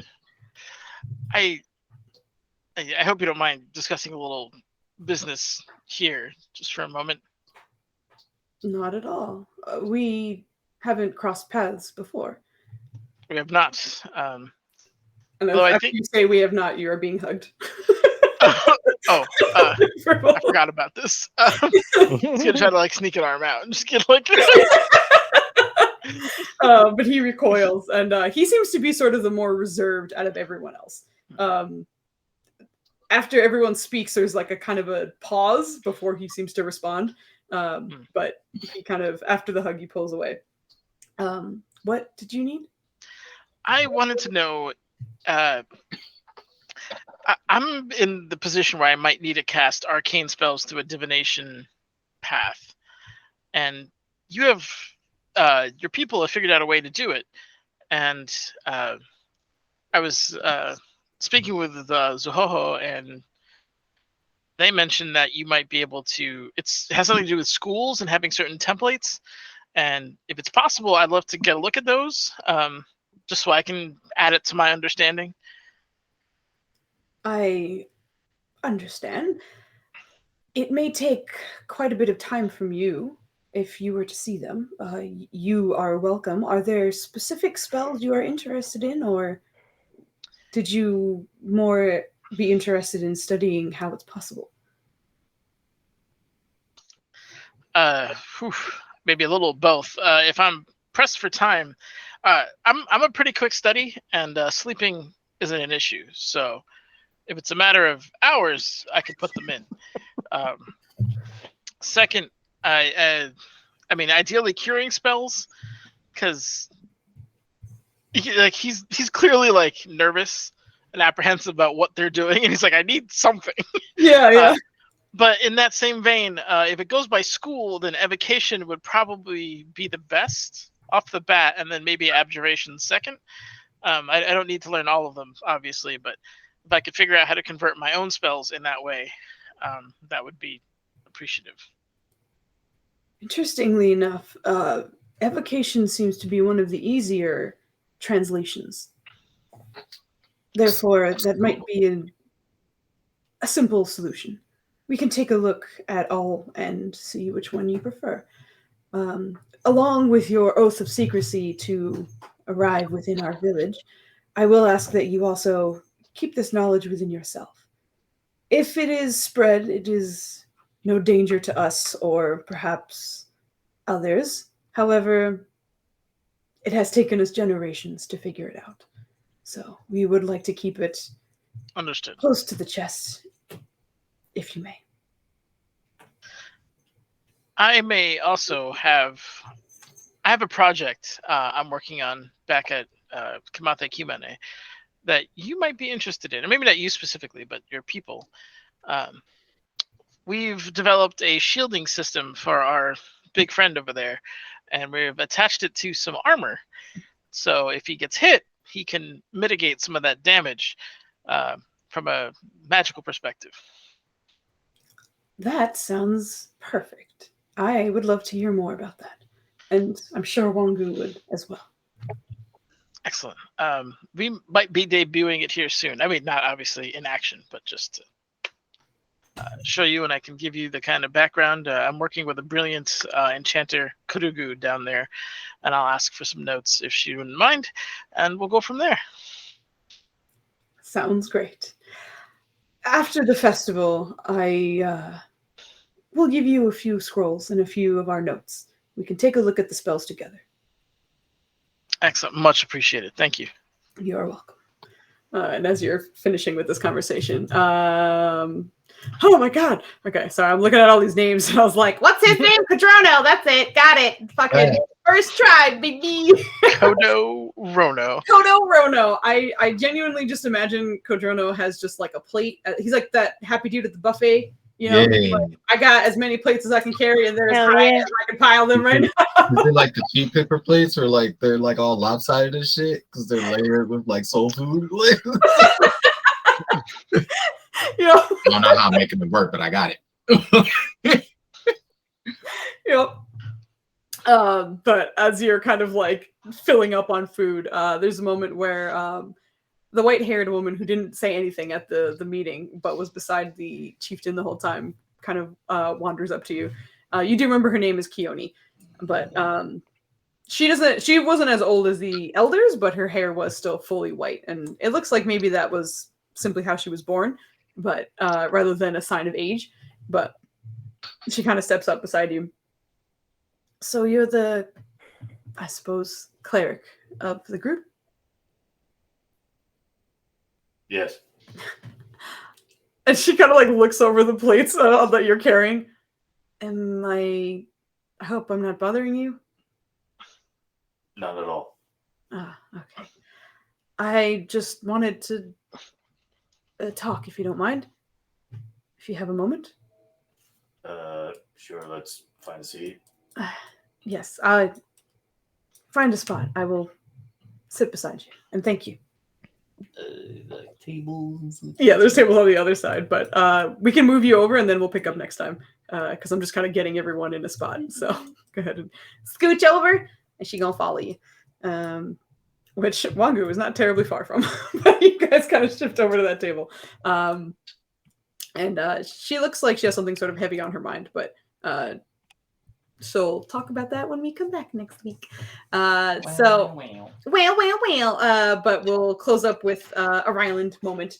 You're with your parents, and I believe you're about to ask about some tea.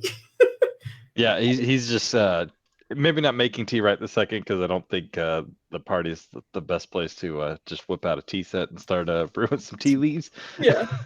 But he's just gonna kind of bounce what he learned with Zuhoho with Papa Duke's Chege. Mhm. Like, what do you think? I don't know. I know I need to figure something out, and I know should be mine to figure out, but I don't know what to try. I don't know if it would work as a tea. Maybe it'll work as a tea. Petals very often don't have a robust flavor, and therefore not a lot of, I suppose, healing components, depending on what it might be. I think instead this might be more helpful as maybe a salve or paste or something. You have a mortar and pestle on your, don't you? Is that? I assume that's included in the herbalism kit. Yeah, you do. You absolutely do. I love asking Flandy all these plant questions. He's like, I don't fucking know. Help me. I know what it is. I just don't know if I have one. Right, yeah. But yes, you absolutely do. I did get. Flandy's forgetting how it got upgraded, but I do remember the Dryland herbalism kit got upgraded to like a better one by someone. I don't remember who did that.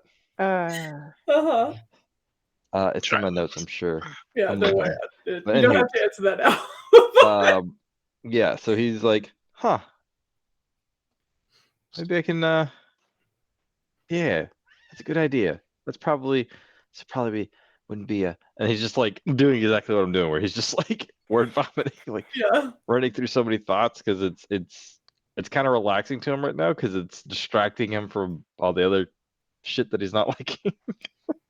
Like, you probably ramble to yourself for a good like 2 minutes before you're kind of snapped out of it by both your parents hugging you at the same time. And usually your mother is the chatty one, but Chega is the first to kind of speak up while they're holding you in this sort of family hug. It's okay. Everything will be okay. So you're here. Be here. At least for now. He's gonna kind of like kind of relax a little bit in the hug, and I know it's hard to be here and not be able to stay here. So it's difficult. I'm not unhappy to be here. I definitely am, but I can't wait to be able to be back for good. you and your family if they want. But I just want to make sure you're taking advantage of tonight.